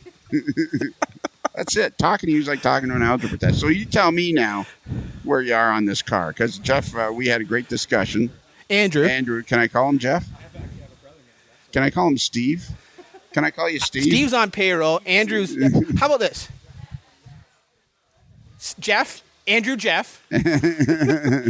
So Andrew and I really want to bring this car ahead. We're going to have a kind of discussions today with some of the guys from Rapido and Aurora to see if maybe we can use some of their capacity to build. Right. So we're going to try to get this thing moving ahead. We really want to bring the car out, Lionel, but we're a little bit hesitant if we can't go to Springfield in January. This really is a northeastern car, common from Chicago to Jersey, and either scrap or garbage service. But it's a model that both Andrew and I have dear to our hearts to have both of our layout. Sure. And if we can make this car successful, we got about 3 or 4 other cars in the works that we want to do. So we want to do 1 or 2 cars a year as a private label with Otter Valley. I think that would be awesome. And use our Otter Valley distribution. And when you hear this, you'll be able to verify that I just said to Andrew, I said, you have such a grasp on the hobby and the industry. I think this is perfect for you. I don't think you should hesitate. I think you should go ahead. Now, I understand if you, like you're saying, if Springfield doesn't go this year, maybe you want to wait, push it back a little bit because Springfield would be a big launch. Big launch for you. I understand that much. But beyond that, I think you guys should plan on going ahead. Andrew and I've got some road numbers settled. We're just going to get that finalized the next couple of days. We got our road names settled. Right. And we're looking at either doing 4, 6, or 12 road numbers per name. Right. So that would be perfect for someone who wants to do garbage or scrap service. So what road names are you have you decided? The standard AIMX, which is the ones pictured here, right. And a couple of the other lease ones, which is the CDX ones and the FTWX. Okay. So if you saw them on locally, and we're talking most of Canada, but if you saw them in the north, let's talk Connecticut. In Buffalo, you'd see 2 of these trains a day in daily trash service. And which cars would they be? The gray high side hoppers. Okay. All right. So these are all leased cars then? Correct. All right. Generally doing either garbage waste or scrap.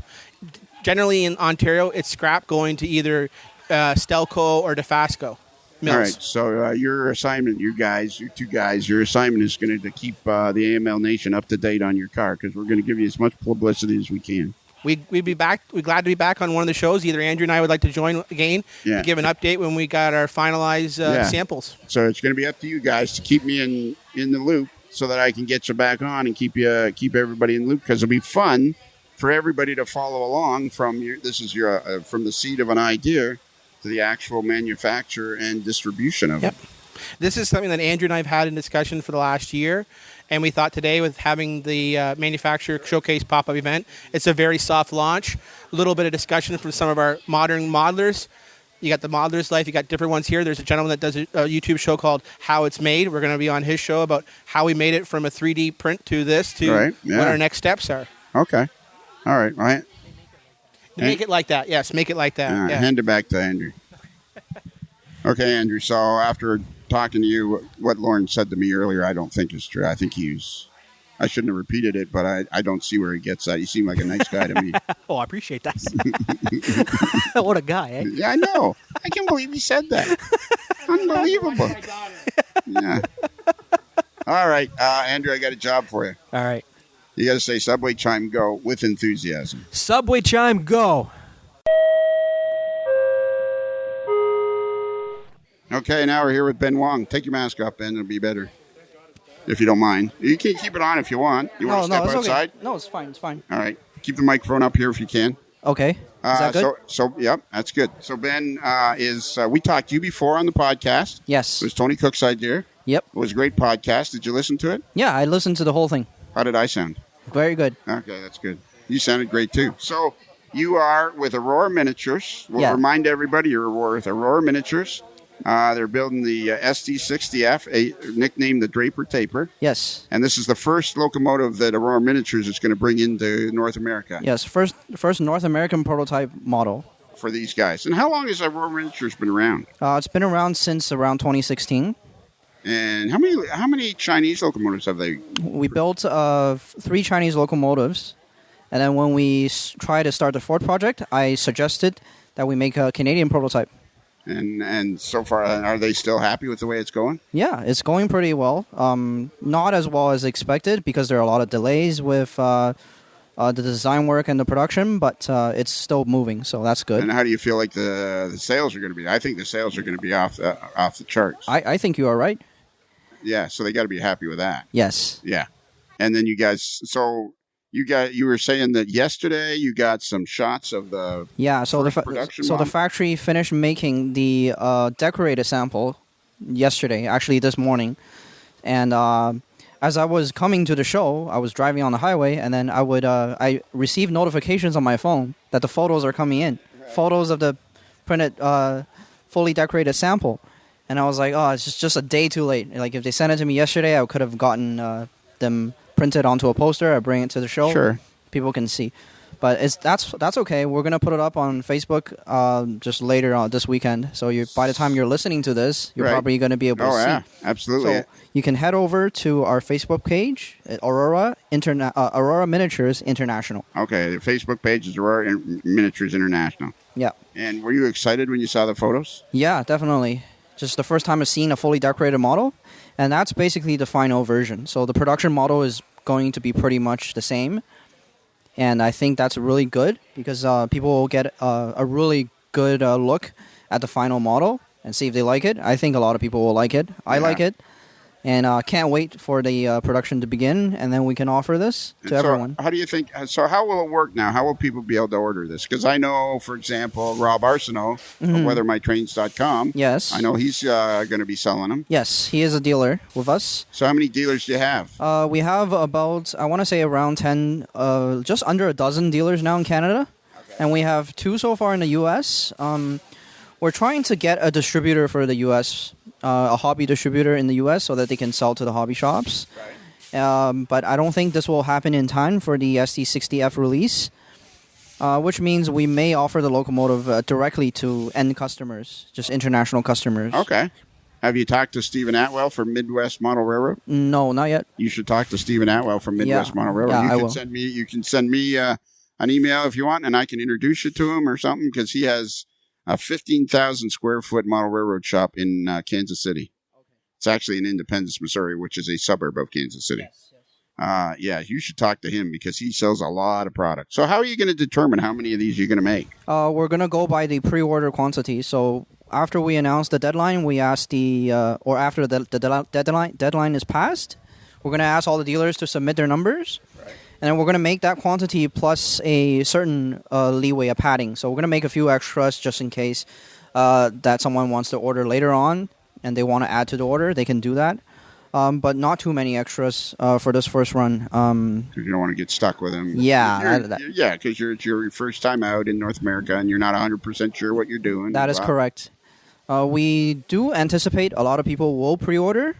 But for the people that don't pre-order but end up deciding that they want one later, it is possible to get one later. I don't see these selling out quickly, but you never know. I don't know what will happen. But I think people are going to go crazy for this. People will go crazy. I'm going crazy. How are you going to determine when pre-orders start? So when I receive the final sample, I'm going to make a video, and then I'm going to promote the final model, and then on that video, I'm going to announce pre-order deadline. That's maybe 3 to 4 weeks away. Okay. And then I'm going to share that video on our Facebook page, and then we're going to share it with all of our hobby shops So make sure everyone knows, hey, this day is the last day to order this. Okay. And then after that day, we're going to collect the numbers, and production will begin at the factory in China immediately. How many are you hoping to sell? We're aiming to sell at least a couple hundred at least. But just judging by the numbers that I have already, we're going to go over 1,000 easily, just right now. Well, even Lorne said he's going to order like 800. Yeah, even without me showing off the final sample, I think our order numbers are already over 1,000 pieces. So we're going to... Probably you're going to be over 5,000 by the time. It may go up that high for the first run. You're pretty excited, aren't you? I am. I can tell. And if we happen to not make enough, there's always a chance for a second run. Yeah, you can always do it a second time. Yeah, exactly. Yep. And then you have these containers. Tell everybody about these containers, because this is my first time to actually see them in person. And they have opening doors. And how do you remove the floor? The floor, so on the bottom here, there's I'll hold the microphone for you for a minute while you do this. Yeah, so what you can do is you can open a door. Even the latches are independent. You can open a door and then you just stick your index finger in and you push the floor from the inside. Wow. And it comes off. And even the latches are independent. Yes, the door rods. They're details. Yes, the door rods are separate. These are spectacular pieces. So how much will these containers? These are HO scale containers. Yes.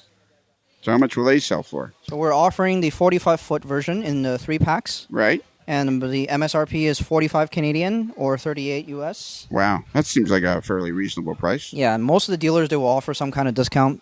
Sure. So you'll probably end up getting these for around I don't know how much, around $10 US for one container, I think. You guys have got to get in contact with Stephen Atwell at Midwest Model Railroad, because he will sell a ton of these for you. He will sell a ton of these for you. Well, and also our buddy Chris Brimley over there at trainlife.com. Have you contacted those guys? No. You should contact those guys too, because they'll sell a ton of them for you too. Yeah. One thing to note about the 45-foot first run, it's actually already sold out. It's already sold out. It's already sold out, but there are opportunities for future runs. We're going to make more of these for sure, because I know we didn't make enough. It's already sold out. It's already sold out here, and it's already sold out. Everything is accounted for. I get emails from dealers asking me, "Hey, can we order more of this?" And then I'm like, "Nope, that's it." And how many of these did you make? I forget the exact number. I think a few thousand units for sure. A few thousand. You needed to make like 10,000. Yeah, if there's enough demand for future runs, we're going to ramp up production. We're going to make 5-figure amounts. Yeah, you're going to have to. You got to start. You got to come up with, if they're sold out already, you got to already make plans about. Because I would buy these, and I don't even need them. Yeah, we're gonna announce future runs of these, the 45-foot version, and also we have future run for a 40-foot version for the North American market. Wow. And well, whatever your order, however many you made last time, make a bunch more than that. Yeah, definitely got to ramp it up. What's the most exciting thing for you since you started working with these guys? What's the one thing where you've kind of been surprised, where you didn't really realize it was going to go a certain way? Just challenges, I guess, on the manufacturing side, just because of the delays and there's labor shortage. Right. So a lot of things that the projects that are supposed to progress, they're not really moving as fluidly. So there are some delays, but that's understandable. But I think the best part is actually this morning. This morning I got to see the SD60F decorated sample for the first time. And you were I got here just after you'd seen it, and you were very excited. It was hot off the factory floor, and they just finished assembling it hours before I arrived at Otter Valley. I was receiving the photos as I was driving down the highway. So is this the first live show you've been to with the display? That is correct. This is the first live show that Aurora Miniatures has done. Right. First ever, actually. We've never done any shows in overseas. And while you've been here, what's that guy from Mini Prints? What's he been like? Has he been bothering you? No, not yet. Do it later. Yeah, we'll do it later. Yeah, Bernie or Bernard, please. We're doing an interview. Please. You'll get your turn later. Please. This is very cool, and I'm really super excited to know you, Ben. And I look forward to interviewing you again. And yes, it is really good to meet you in person. Yes, and we got to get on again with Tony. Yeah. The three of us. We'll do it again. I'm down. All right. You know what you have to do now? I'm sure you've listened to all the podcasts and some of them twice. Uh-huh. I have to say it. What do I have to say? Subway chimes go. Subway chimes go. Okay, so now I'm talking with Jordan Smith, the president of Rapido Trains, Inc. That's what they tell me, but I'm yet to see the benefits of that. So. Oh yeah. So you got the name. Yeah. You got the position. Yep. Well, there must be at least in my own mind. Okay. Yeah. Well, there must be benefits. A lot more work, and people think I'm important, so I guess that helps. So I think you're important. Yeah. Tell me the truth. What's that Jeremy Fleming guy like? He's an interesting guy. Yeah. Well, I don't know. You talked to him recently, didn't you? I did. Yeah. He lives not that far from me. Yeah. Which I actually find kind of unnerving. Really? In Yeah. what way? Well, you worried he's going to come over and put you in a video or something like that? Yeah, or he's just going to come over and hang out or something. Start banging on my door. Yeah. He Yeah. just looks like one of bring those. his kids over and. Yeah. Well, his kids, I'm sure, are lovely. But Yes, they they are actually. Yeah, but you see him in the video, and you're kind of, I'm not sure. He's very much like he is in the videos. So I know. which is fantastic. He's actually been a fantastic addition to the team. So. How many employees do you have now? I've lost count. Really? I showed up for work once about probably because we hired a new warehouse manager, Francis. Right. And he started. He's been fantastic too. Everyone's fantastic. And I came into work one day, and there was like 5 different people that I've never met just working in the warehouse. I mean, that's how fast things are growing. It's we've got all these people, and is it kind of making your head spin? A little bit. Yeah. But it's good. It's good. There's no end of interesting things happening around the office. Okay, so you've been how long you work for Rapido now? I'm going on 6 years. It'll be 6 years in January. Have now. you ever listened to the podcast? I have. Okay. I have. A lot of times I talk about how fantastic it seems that the hobby's growing like crazy. Yep. So as the president of Rapido, and from your standpoint, like what is it that's like? Is it just like seem like, oh my God, I don't know which way to turn next kind of thing? In the 6 years you've been there. Yep. I remember when I first came there first time, I think you were kind of working the door. Yeah. That when I started, I was the guy sitting in the front office who would answer the phone and then pack up the shipments and then put the dishes in the dishwasher. I still do that. Right. Yeah. I'm always the last one there on Fridays, so I still do the dishes before I leave at nighttime there. Right. But it's amazing just how fast, even since the last time we talked, which was about 2 years ago now. I think it was about 2 years ago. Yeah, I came to spend the day there. Yeah, we've grown substantially since then. I think we have like 7 or 8 new people. Wow. Just since you were last in. And not just in Canada, we got several new guys in the States. I know, yeah. We have Matt hired on from Athearn. We got Craig from Athearn. He's been there for a couple of years now. Okay. And what does Matt do? He's doing product design. Okay. His first model is actually a couple models. He's done the auto flood coal hoppers. Okay. That's a neat project. He's got a whole bunch of other stuff he's working on right now. We've actually got 2 really big projects he's kind of tackling, which will be really exciting. How many what'd you call them? Project managers. How many project managers do you have? Good question. So we've got Matt, of course. We've got Dan Darnell, who's been he started a little while before I did in 2015 right. there. We got Bill Schneider. He's been around for good friend of our buddy, Chris Adams. Yep, absolutely. He's been there since. He's been there over 10 years now, I guess. Yeah. We've got Josh Anderchek. You know very well. What's the deal with Josh? I mean, I'm wondering about Josh. I don't know. What I are don't you know. concerned about him? I'm kind of looking at him with a crooked eye. I'm going to get him on the podcast. He's a good guy. I'm going to get him. He's become friends with our buddy. We call him the mayor of Hornpain. Yep. George Taylor, and he's become friends with him. And he was going to be on the podcast the other night, but he had to go pick up his mom or something. I forget what it was. Yeah. And I'm thinking, I don't know about this guy. He's like Jeremy. He's very much like Jeremy, I guess. Yeah, you got to watch these guys with a crooked eye. Just make sure not to let them out of your sight. So. But he's moved over to Belleville, and he seems to be this is quite great. Well over there. So this is great for you guys. This thing COVID, of course, is a horrible thing. We wish it never happened. Yep. Everybody wishes it never happened. Everybody wishes it just would go away and people would stop suffering and all that stuff. But the fascinating part for you guys at Rapido is that now, like, you've moved to Peterborough, which is a town. Now, people all over the world listen to this. So Rapido is situated in Toronto, which is the largest city in Canada. Technically in Markham, which is just over the border, or the district. It's in Toronto. The GTA. Yeah, so it's in Toronto. Yeah, of course. In the Toronto area. So now you have had the opportunity, because you guys were working so much remotely. Yep. You've moved to a lovely town that's like, what, maybe 100 kilometers from Toronto? It's about 120 K. So and it's fantastic. Yeah, roughly 70 miles. And that's where I'm originally from there. So it's nice to go back after. It's been over 25 years since I moved out. Right. So it's nice to come back. And that must. And Josh has moved to Belleville, which is again about 100 kilometers from Toronto. Yep. So are you guys finding it's relaxing? Like it's making the whole procedure, the whole experience of being a Rapido guy even that much more enjoyable? I actually really enjoy it.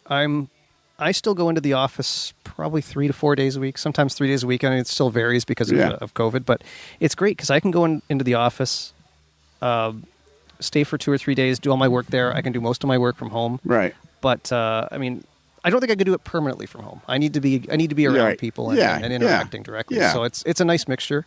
But even I couldn't have done this. I couldn't have done this 2 years ago. And even like we were talking earlier, even if it turned out that 2 or 3 days a week you had to drive in. Well, that wouldn't, even if you drove in and drove home, you did it Monday, Wednesday, Thursday or something. Yep. It's a lot easier only doing it 3 out of 7 days. The nice thing is the in-laws live about a mile from the office, so I've got a bed and an office in both towns, so I can be wherever I need to be at any time. And you got somebody to marry you? Maybe. So. Can we just briefly talk about, and Bobby Allard, where's he fit into this? I just met him. I forgot to mention, he's another, well, he does a lot of stuff. He does some project management work. He's doing a lot of the PR work with me now. He does all our newsletters. He writes all the newsletters. He formats them, makes sure they're sent out. He's really excelled at that. But he does other stuff too. He does a lot of our advertising. We've done he's got projects that he works on with the other guys, and I'll help him out with that sometimes. He's multifaceted, I guess you could say that. Yeah, and I met him through email because he was helping me with my One More Year fund that we and Rapido has been so gracious. And so can you tell me a little bit about, like, does everybody in the office kind of know about the One More Year fund, and like they all know what's going on about selling the cars? Yeah. Yep. I'm very, very grateful for what they do, and I'm very, very grateful to Jason, of course. Oh yeah, and I mean those that's the pink well cars for the One More Year. Every time we get those, so we did a new run, which is actually arriving very soon, probably sometime in the next few weeks. Right. Every time we announce those, they sell out overnight. So we actually did on this release, we did them. We actually put them into production and made them kind of on spec there, and we upped our numbers, and they were sold out in like 48 hours or something like that. Wow. And that shows you how much support there is. There is a ton of support, and also, but you got, and next Zoom meeting you guys are having, can you please pass along to everybody my deepest appreciation? Oh, absolutely. Because I really do appreciate it. I think this year we're going to raise like $24,000. Oh, that's amazing. And it's helping. It's primarily helping people that don't have the finances to deal with cancer. I found out that some people end up kind of choosing whether they use cab fare to get to the hospital or pay their electrical bill. So the psychosocial oncology clinic has kind of a rainy day fund to help these people that are. Is that at Princess Margaret? Princess Margaret. Yeah, I know that well. Yep. Yeah, and so it's all Princess Margaret. And that, of course, Princess Margaret works all over the world. So people that donate from the United States or anywhere in the world, they work with other hospitals. So it helps everybody. And it hits home for me, too, because my mother had she had cancer back in the 90s, and she went to Princess Margaret. And fortunately, she didn't make it. But this is back when I wasn't very old. But sure. That's very hard for you. I remember hearing nothing but good things about so you got Princess Margaret. You got something in common with Dave Abeleys because he lost his mother to cancer when he was very young. Yep. Very difficult. Very, and that's what the psychosocial oncology clinic is all about, is helping not just the patients, but the families. Yeah, exactly. Try to deal with the whole thing. So it's tough. It's tough, especially when you're young. So it's the next Zoom meeting. If you could please pass along my. Absolutely. And so can we talk about anything what's the most exciting thing that's happening in the future for Rapido that you think? What's got you excited? For me, personally, my most exciting thing is the. I know this. It's not for everybody, but I'm really excited about our line of vehicles. Our Chevys that I've been working with the other guys at the company. We've been putting that together. That's our Chevy Caprices and Impalas. Yeah. I've really been pushing for that for a while. It's our hopefully first of many different vehicle projects in HO scale. I'm going to cut you off, which is a bad thing I do on the podcast. That's okay. But I'm excited to ask, how did it come about?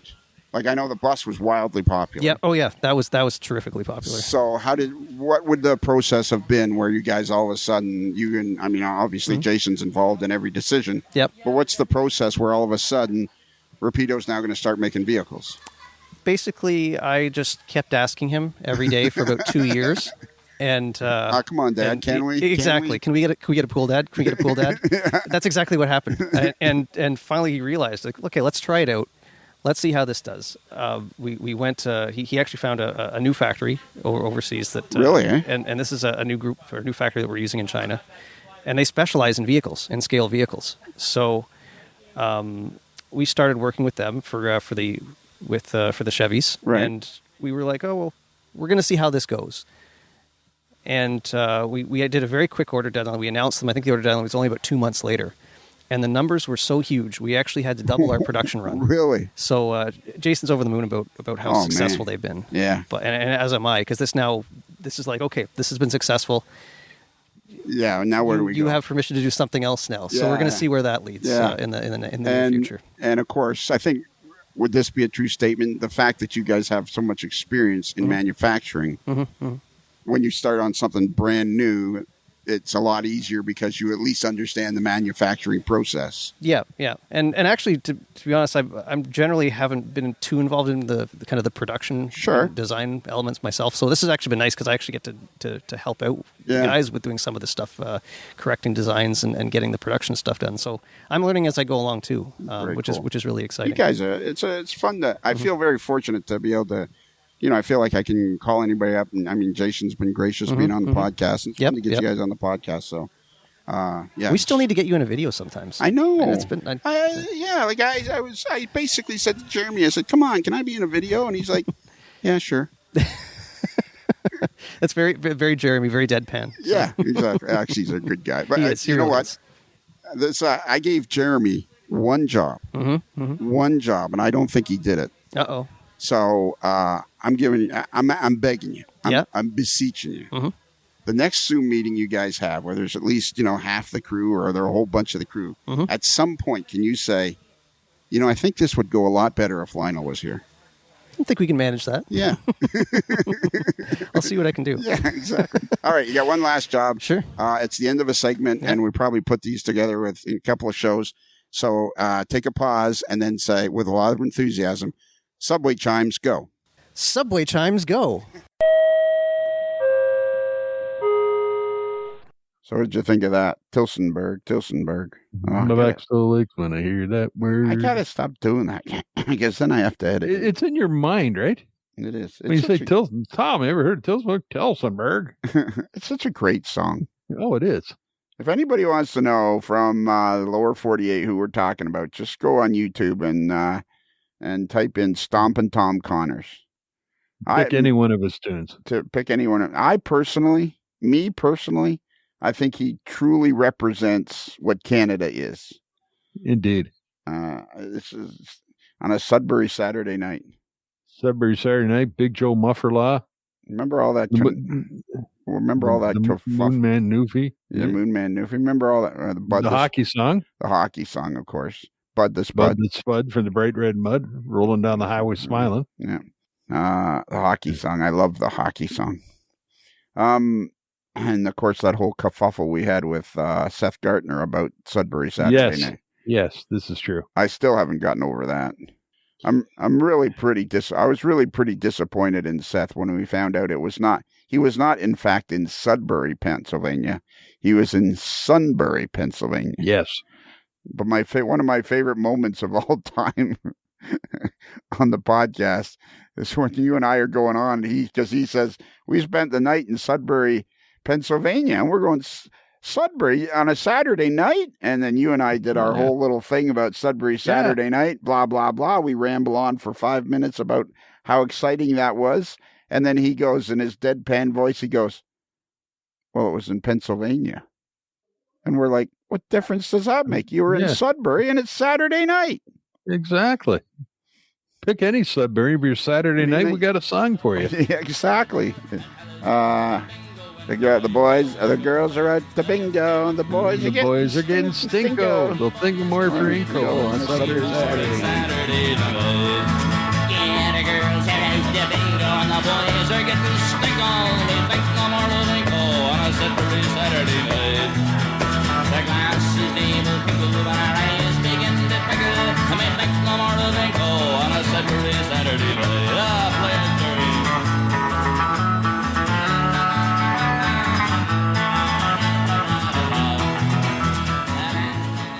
That's right. We should be playing that music at the dinner. I should bring a portable player, and we should play that at the dinner. So anyways, great interview, great time in Tillsonburg. Lorne James is beginning to grow on us. He's one of my favorites. He is a guy full of energy. He is, and he's got a heart of gold. Indeed. He does, and he just loves being in the hobby, and he loves having his hobby store, and he loves making it go. And he's even listening to me after me yelling at him. I love yelling at the young guys.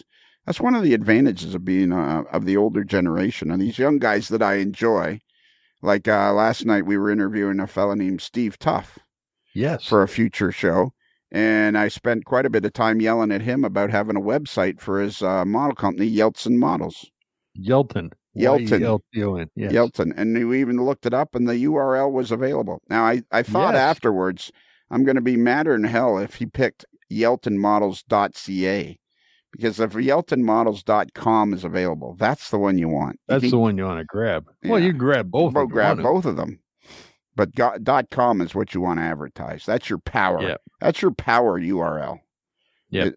.com. Anything else we need to say? I don't think so. Can you give out our email address? Our email address is modlerslife@gmail.com. That's modlerslife with one L @gmail.com. And we have a website, amodelerslife.com. And if you go there and you just scroll down a little bit and you click on a picture of the moderately agitated mailboy in a particularly agitated state, boom, the email address is filled in for you. And all you got to do is put in your subject and put in your text about what you want to write about and send it off to us. And send it off, whether it's a positive reinforcement or some criticism, we accept and love all emails. Indeed. Indeed we did.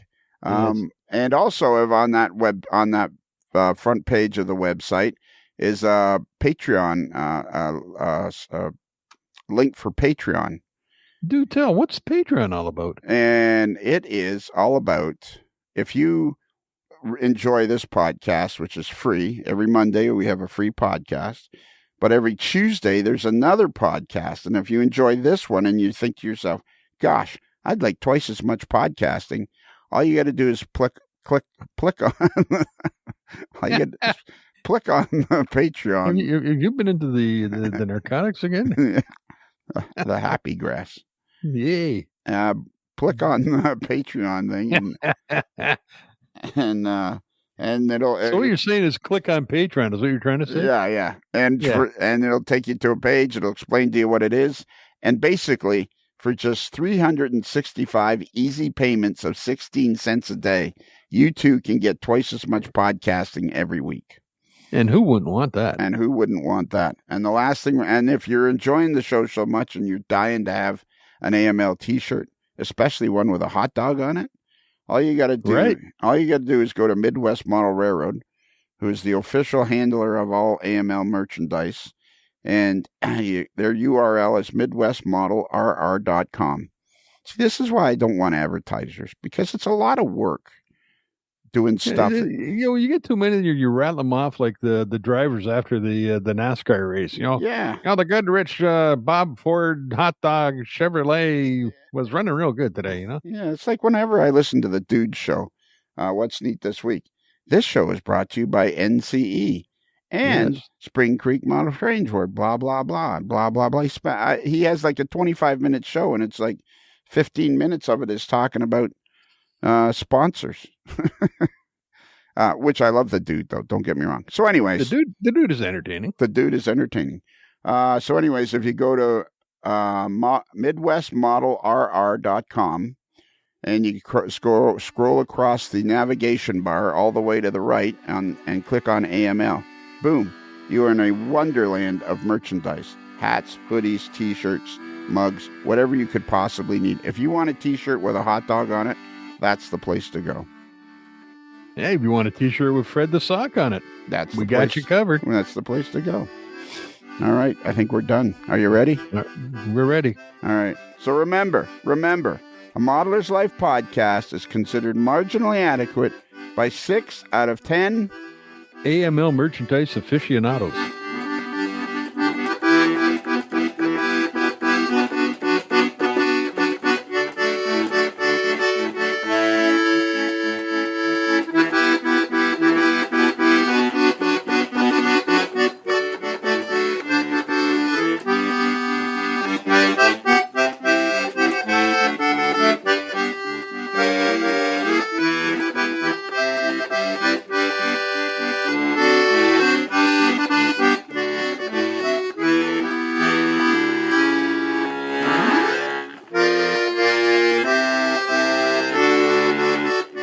Mr. Strang's wardrobe provided by The Dashing Camper. For all your fashion and tent repair needs, trust The Dashing Camper. It's another Lincoln Homer.